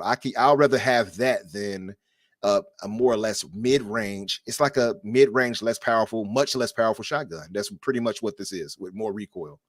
Not good enough for me. It just doesn't. To me, it doesn't feel well because of the recoil. Personally, I'm sure there's some genius out there that can shoot people so well with it. Oh, what? You don't like the bandit? Watch this. Pow, pow, pow, pow, dead. It's always somebody out there, right? That's going to be me. I'm going into your games now. I'm going to show you how good the bandit can be. I want to, I want to test you after this. I want to see how good you can do. But yeah, to me, I think you got to have it's a high skill gap kind of weapon. It's one of those things. You're definitely right about that. Yeah, you have to be proficient at it. I think if you had starts with it, no, that's a no-go. But having it as pickup, that's perfect. I think putting it in the world that you can just go and grab it, that's fine. It does add nicely to the sandbox, but I just wish it had a scope, and I wish it wasn't as slow. It's too slow. Every time I've started, I've gotten it, I drop it. Yeah, same. I try because I wanted to try the new weapon. I'm like, yeah, this is it's nice, has a nice feel to it, but it's slow. Yeah, it got a nice punch. I agree with you on that. Yeah, it's got a nice punch, but when you're facing somebody else who has a battle rifle, you're dead. Yeah, pretty much. Because if they're a good shot, you're dead, or even a decent shot, you're dead. Exactly. So that's the problem I have with it. It's give us the classic DMR. I'll be satisfied with that. So we also got the shroud screen, as you all seen. What are y'all thoughts on the shroud screen? I am in the middle right now. I haven't seen it enough in gameplay. Sometimes it bothers me where people are kind of hiding out. I've seen a lot of people use the tactic of hiding inside the shroud screen with the sword, and it's starting to piss me off. As you walk through it, you're dead. Yeah, you can't see. It's a good strategy. Good on you guys, and I'm an idiot. I keep going in there because I'm like, I have to go inside. I gotta see what's in there because I'm a moron. But I don't know. I have a feeling in the long term, it might actually go away. I feel like it's almost like a fad. People are going to use it, and then nobody's going to give a crap about the shroud screen. I kind of feel you there, and the reason why I think that is Danny, did you play it yet? You use the shroud? Nope, not even a little bit. Okay, so I've been quiet this whole time. I saw the eyebrows go up like, oh, he ain't touching. I'm like, yeah. I mean, like, I know what the things are. Like, I've watched gameplay, but I haven't played any of it. Okay. So the thing about the shroud screen for me is if they would have made it where not only do you use it, but it's actually a shield, like a bubble shield, which I wish they would have just brought back Halo 3's bubble shield. I was thinking the same bloody thing when I first saw it. I was like, I'd rather have the bubble shield. I'm gonna be honest. Same here. Yeah, same here. If they would have allowed it to have some deflection of bullets, that would have made it 10 times more usable and more advantageous, if you will. That's the only thing I feel like with the shroud. You can use it in a lot of clever ways if you're really smart about it. Yeah. I don't know if I'm smart enough to use that thing effectively with my play style.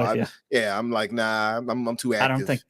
I don't have the patience. Exactly. I'm trying to run around and jump. I don't have time to sit there and be. Yeah. Let me wait for you like a spider and waiting. Itsy bitsy spider. Yeah, I don't have time. Come into my trap. All right. I'll be waiting here for 10 minutes. Stab. Yeah. Yeah. I don't have time for that. They'll probably hit me with a grenade with my luck while I'm sitting there waiting for them. But yeah, I wish it had some type of protection.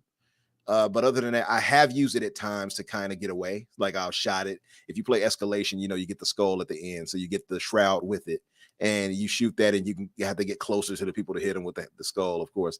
And so I've used it to trick people to get closer and things like that. And it probably really works really well with something like Capture the Flag or with, I would say, King of the Hill, I would say.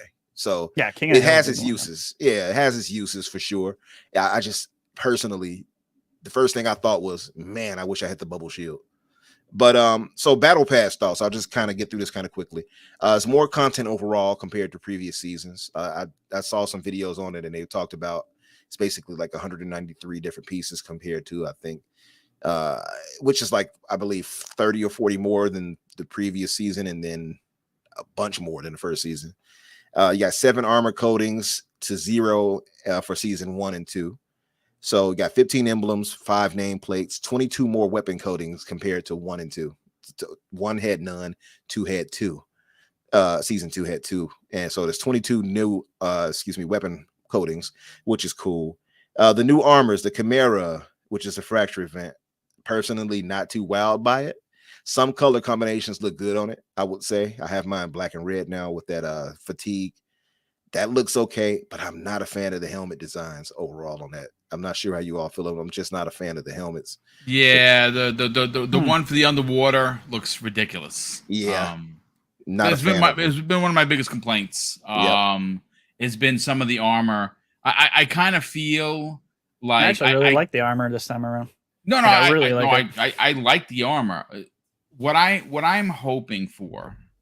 I know you're going with this. And what we need to see happen is there needs to be some cross-pollination with, if you don't want to spend the money, and you know where I'm going with this, if you don't want to spend the money like the way Fortnite does to get Thundercats and G.I. Joe and everybody from here, there, and everywhere. I don't know if Thundercats are in Fortnite. They should be. Sorry. I wouldn't be surprised if they're in there. Probably. I don't know.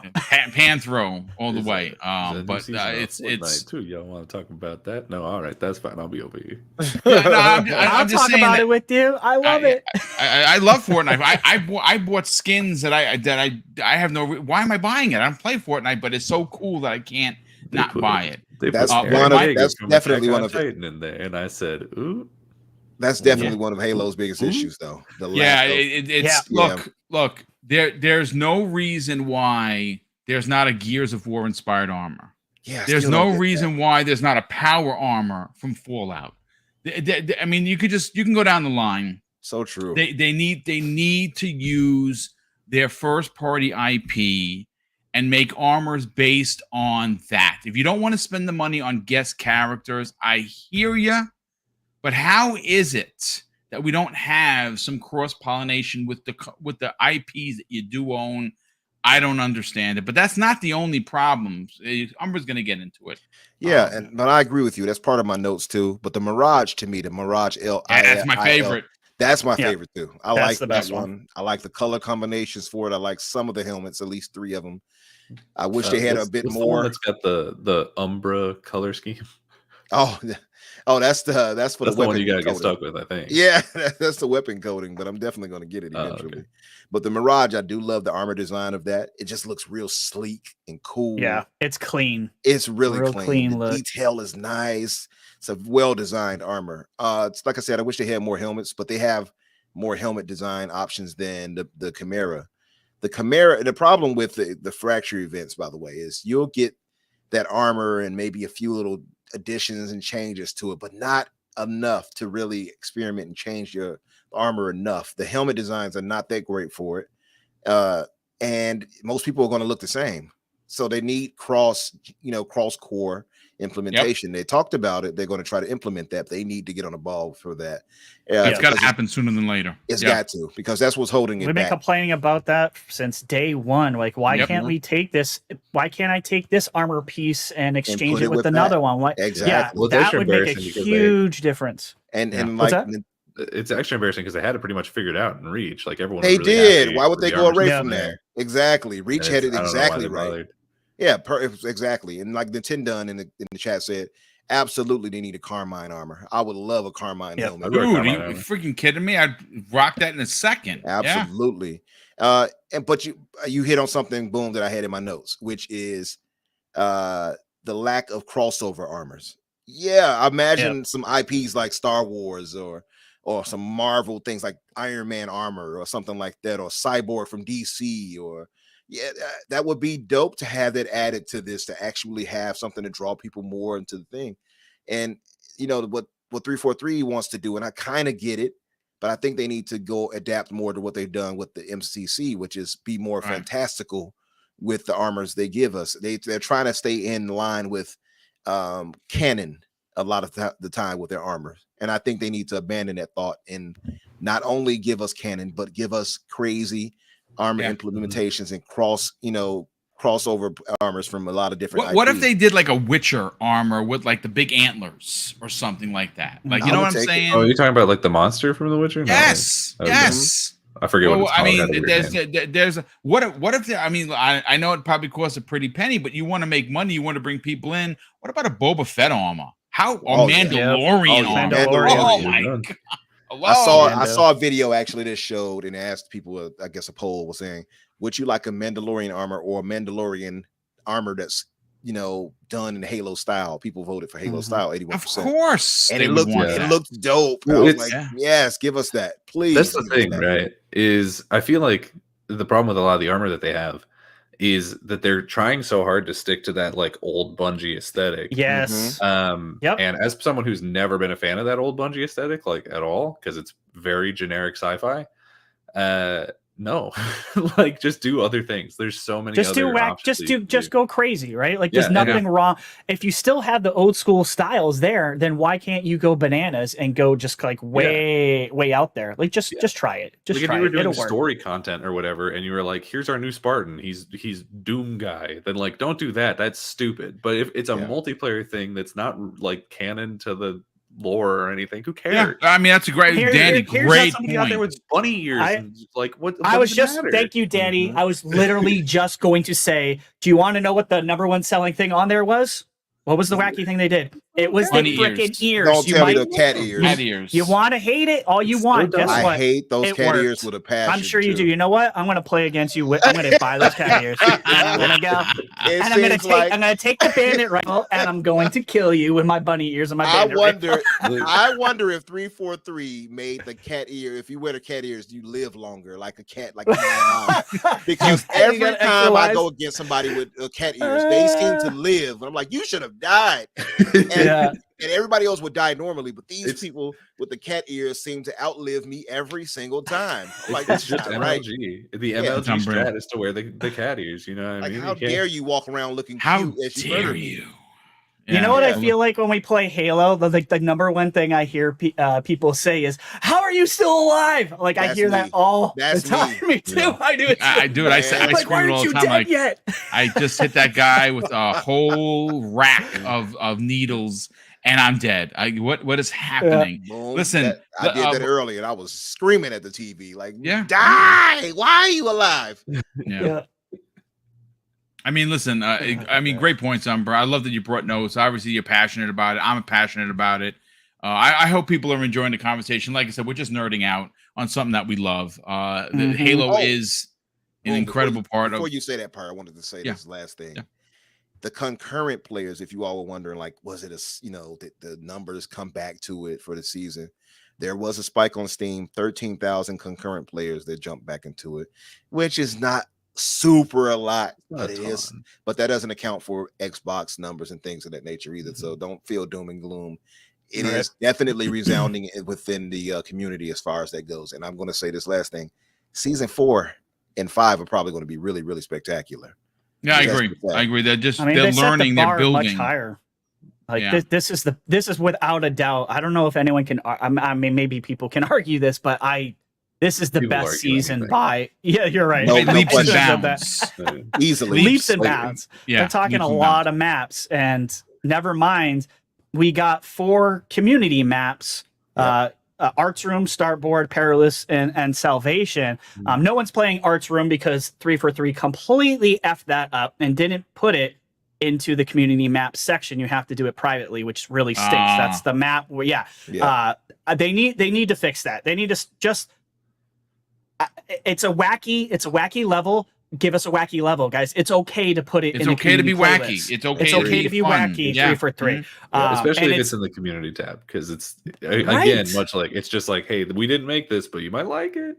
Right, but you might like it, and it looks amazing. Some of these community maps are great, and the community map side of this has me more excited than anything. Agreed. Because we have always said every season the biggest issue that where the frick are the frickin' maps? What the hell is going on? How can guys put out crap in UE5 in 2 seconds, and a whole team can't put out more than 2 maps in a season? That's ridiculous. So the community it will help this out and let like 343. Obviously, these are vetted maps that 343 vets and then puts out and says these are okay to play. It's fun enough. Like everything works great. Let's push them out. They need to just do more of that. They need a dedicated team. All they do all damn day is look at community maps, because guys, there's literally over 1 million. There's over 1 million of them, right? Wait, they already have over 1 million made already? Yes. Yeah. Way more than that. Yeah. It's like 1.5 now, I think. Bespin Cloud City from Star Wars. There's so many good ones. What about the one that was done for Aliens? Oh yeah, that was dope Aliens. Too. They got also racing. did one out in the asteroids. They made a battle royale. There's a battle royale made right now in Halo from a Forager. Like, they got a it's Fall crazy. Guys one in there. Did you all do the that Fall Guys one? Yes, played that games. One. They got Squid Games in there. The Squid, I like the Squid Game one. That's kind of fun. It's incredible. They need.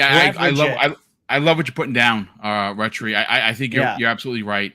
They need a dedicated team to bring these community maps to the forefront and let us play them competitively the way we're playing your maps right now.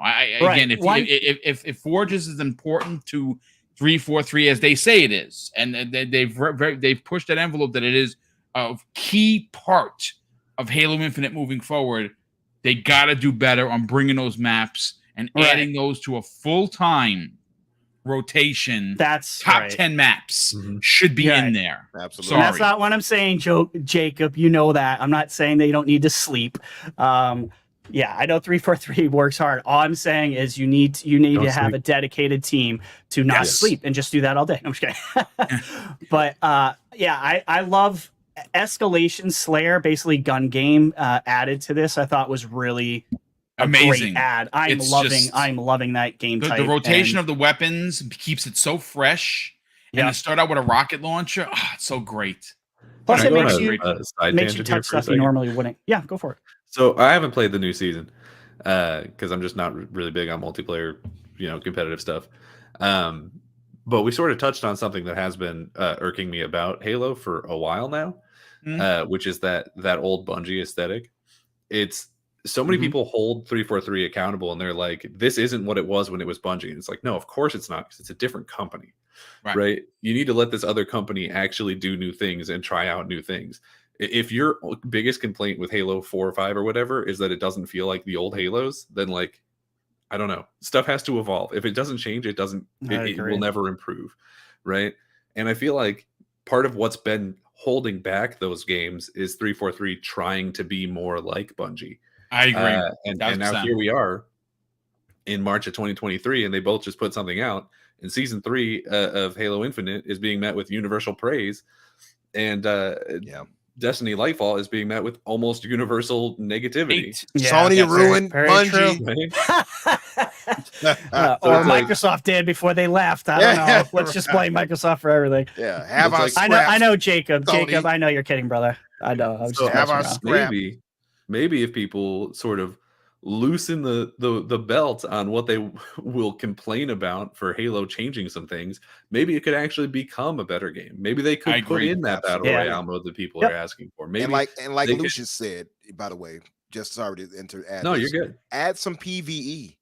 Yeah. Why don't they have a firefight? Where's firefight? Oh, I miss firefight so much. Firefight is great, man. Especially when you have a good group. You have a good group of people that know their tasks. Firefight could be.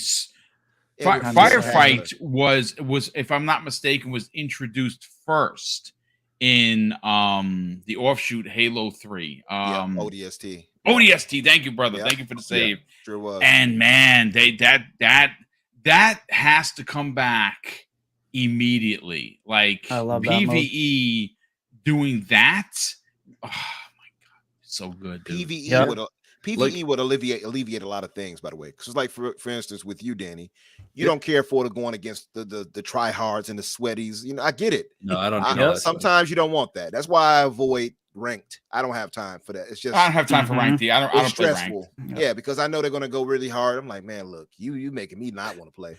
So the sweat. I get it. Dude, I'm gonna tell you something real quick. I went when it first started. I'm gonna say this live on the air. Okay. I went 1-17. I almost quit. I took my controller, my special Halo Edition controller, and I put it off to the side, and I was like, you know what? Hogwarts. And I started playing Hogwarts, and I was like, you a sucker if you don't go back to that, Craig. And I went back to it.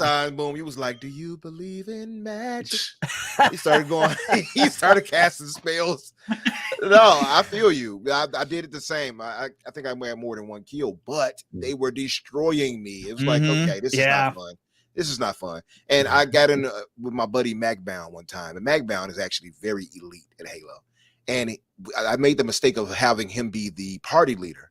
So he's a Diamond 5 Onyx level kind of player. Wow. Well, they matched us with Onyx 5 Diamond, and they were destroying us. I'm like, nah, this can't be life. This can't be life right now. I didn't sign up for this. This isn't real.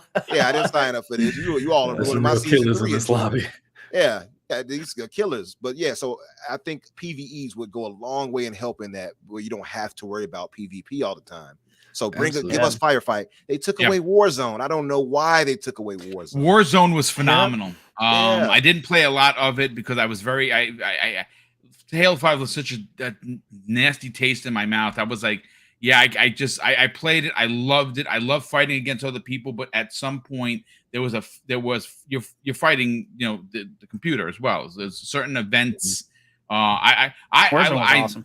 Yeah, I thought it was really well done. Really well done. They could have evolved it. I thought like 5 was pretty solid, and it evolved over time on Part 5. You know what I mean? Yeah. They could have really taken that, I think, and kind of evolved it even more. So maybe they could have even tied it, like kind of giving you some type of story elements with it, like they did with Part 4 that went away. Because Part 4 had that story element with your multiplayer Spartans, but they abandoned that. You know what I mean? And it was too different. People wouldn't let them do it because the Bungie hadn't done it before. That's true. It's the same. It's the same problem that we keep running into with the campaign on these games, where like 4 tried some new ideas and people didn't let them do it, and so they tried something completely new with 5. And I honestly thought 5 really set up a good stage for the next game. Like, they put us in a really great spot where it was like, okay, we're gonna have this war. Cortana's one of the enemies.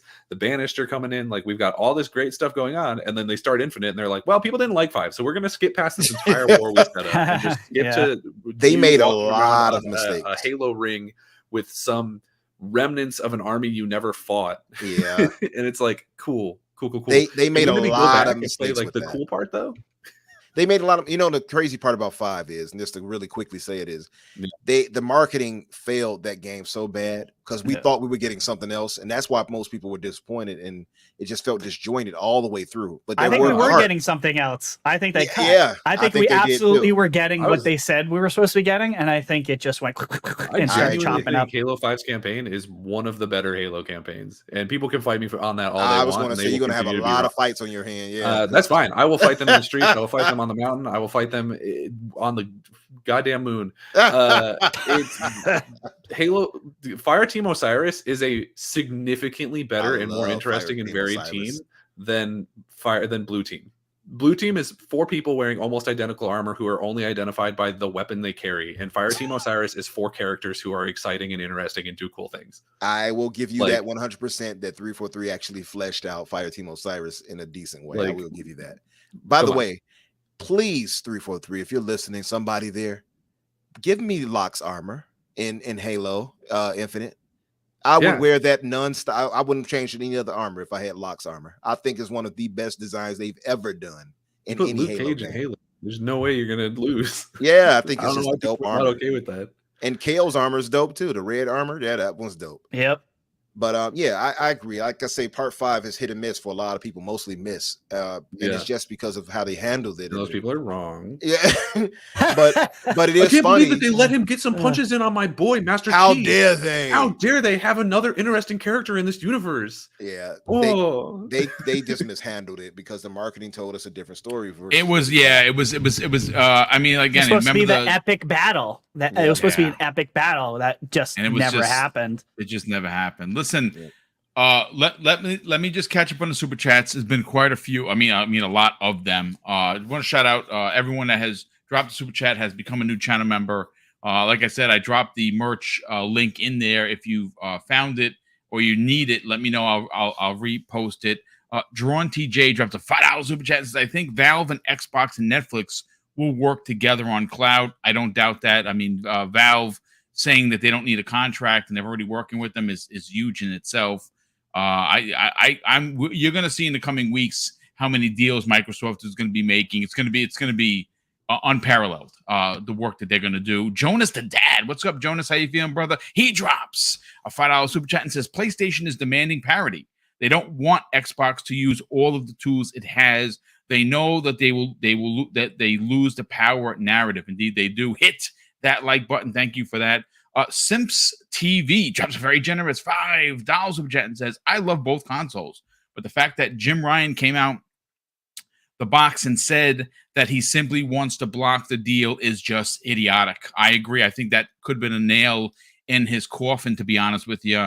I think that if you are, and I said this multiple times, if you're a regulator and this guy who is the clear market leader comes out and says that, you have to make the big boy decision and be like, yeah, this is just somebody that's crying. Dan the Man Cunningham, generous friend of the program, drops a $5 super chat and says Stalker 2's release will be a dedication to the programmers who gave up their lives for it to be completed. We have it good, people. Indeed, we do. Mm-hmm. Highlander 001 drops a very generous $5 super chat and says, as a disabled combat veteran, thank you for your service, brother, because I served as well. Heart goes out to the devs. Unless you have been in combat, you have no idea the hell that they are living in. I am with you, Boom. Thank you, brother. That gave me goosebumps just talking about it. Kirby Zero Louise, what's going on, brother? Yes, thank you for that. He drops a very generous $10 super chat and says, not related to what is being discussed, but GPT-4 was just announced. Microsoft recently struck a huge deal with OpenAI. Imagine a BGS game where the NPCs are hooked into the chat GBT. The future is AI. Indeed, it is. I can't wait to see if they can somehow implement that. That would be pretty cool because you'd never get the same comments from the NPC players. It would be like you're talking to a person. It would be madness. Drawn TJ drops a very generous $5 super chat, and he says, well, bring all of the Halo weapons to Infinite if you need to make a new mode, and bring back dual wielding. Dual wielding was so good. Yeah, that was pretty dope. Also OP. It was incredibly OP because you were cutting down people's shields, especially with the with the MP5s. SMGs. Yeah, oh, dude, so good. Tear you down. Gaming Nerd Austria, brother, thank you so much for the very generous £5 super chat. But it's not even that; it's what he says that makes me want to do this 5 days a week. He says, "Hey, Boom and panel. Just wanted to say how much I appreciate the work within all of your shows, especially for me as a European. I love your stream times." That's awesome, brother. I'm glad they work out for you. And thank you for the compliment, brother. I'm glad that we're doing something here special with all of the channel members. And like I said, I do encourage anyone that enjoys this content that you're here watching right now to please subscribe to everyone that's a part of the panels, because they're here because of not only their incredible know-how and knowledge in gaming, but they're exactly what represents this community in the most finite way possible. And that is the most important thing. The community is what drives these shows, and it's the men, the incredible men that I have on these panels each Monday through Friday that bring so much dedication of their own. You got to sub their channels. You got to get everybody past 1K. We're going to do a big push for someone like Web Dave and Fuzzy Belvedere. And we got to get Pong Soul and Steel Rain and Living Split Screen past 1K. And when Umbra launches his channel, it's going to be an all-out push to get his there. We got to see, Retri, who does the Lord's work when it comes to Game Pass stuff. We got to get him up to 1K. We got to have Daniel, who does great short content, but does amazing long content, especially if you're a comic book nerd like me. I appreciate it. I want to see everybody get to 1K. And I'm going to put everybody on my back. My back is a little bit broken because I'm put together with a lot of screws and bolts and things. But I think I can carry it. I got big shoulders. And I was a gym nut for a long time. So I can carry the weight. I'm going to get everybody up to 1K. But thank you for the generosity. And Drawn TJ drops an additional $2 super chat and says, bring Warzone from Halo 5 indeed. But listen, before we get on out of here, let's just get everyone's final thought. Retri, anything you want to add? Because we heard from Umbra, we've heard from Dan and McGee about season 3. What are your personal highlights so far? And are you in agreement? Do you think that the change, the being able to change the armor, especially across different armors, is something you have to incorporate? Because like I said, I get armor pieces that look really good, and I go to use them on the armor that I'm really enjoying, and I'm like, where what? I don't like that old 343 looking armor. I want the new stuff. I want to use it on the news. I can use it. We got to be able. Yeah, I love that idea. We got to be. I mean, this has been a complaint since this game came out, and it's still not fixed. We got to be able to piecemeal everything. We should be able to exchange every piece of armor and basically make your own. You make your own guy. Unfortunately, that hasn't happened yet. Yeah. I hope it will happen. Maybe it'll happen in a future update, but I'm loving this update. I've been very mediocre and very lukewarm on season 1 and season 2. This is the one that really piqued my interest. They did a lot of things. I thought the armor, this is, in my opinion, the best season for armor they've ever done. Yes. The maps, this is the best season for maps they've ever done. Yep. Right. So like a lot of things that were a lot of our complaints are being answered, and Forge and the community maps, like I said earlier, is a huge deal. And I say they have to keep doing that and keep going through everyone's maps and pushing more out. I expect them. I hope that they'll even push out more this season. I don't want to wait till next season. Like I said, there's over 1 million maps to choose from, and I've played probably 100 of them myself in private matches, and there's so many just fun, really weird experiences, and I just want 343 to just get weird with it, man. Like let it happen. embrace the weirdness, right? Yeah. Like Daniel was saying, embrace the like, the weird cosmetics and stuff. Do what Fortnite's doing. Like, I don't care. And if you don't like that and you want Halo to stay the same, then we'll have these problems forever. And Halo will never meet Fortnite's numbers. We'll never touch COD's numbers. They'll never even come close, right? No. So, and we need that. We need Halo. I guess we don't need it, but I want Halo to succeed like they did back in the day. I still think it's the best Halo we've ever had. It plays very good. I don't know how much more they can improve on the gameplay mechanics themselves. So I think I think they're going in the right direction. I don't know what's going on exactly at 343 with the whole restructuring everything and people got laid off, but they were able to push out all this content. I'm sure a lot of it was already pre-made, but still, if they can keep up this cadence, I'm very curious to see what happens the next season. Are we going to go backwards? Are we going to go to 2 maps again and crappy cosmetics that are 7 different shades of gray? I don't know, but I don't want to see it. And I'm hoping the trajectory and the momentum is pushing this forward. I'm loving I'm loving every map that we have. Chasm or however the hell you say it, is probably my least favorite, but it's also, when I look at it, my first thought was Star Wars, and it's absolutely gorgeous. The lighting in all these maps, especially at Chasm and Oasis, is really good. And Oasis I like because when I started playing that map, you're going in it and you're like, okay, this is it. And then you go to the right, and you're like, whoa, there's a whole nother section over here. What the hell is going on? Like that map's massive. So, kudos to the team at 343. I think you guys are going in the right direction, and just continue doing it and just embrace the weirdness. That's all I ask. So. Yep. And in closing, before we get the outros, this channel is at 11,980. We're 20 subs away. If you're in the chat right now, let's see if we can hit it before we get out of here. 12K or bust. It'd be a big deal. We've done a lot of amazing things in March. I want to add to all of the outstanding achievements that the small channel has gotten in 2023, specifically in March, with adding to that list 12K. And again, we appreciate all of the support, both through Super Chat and channel membership.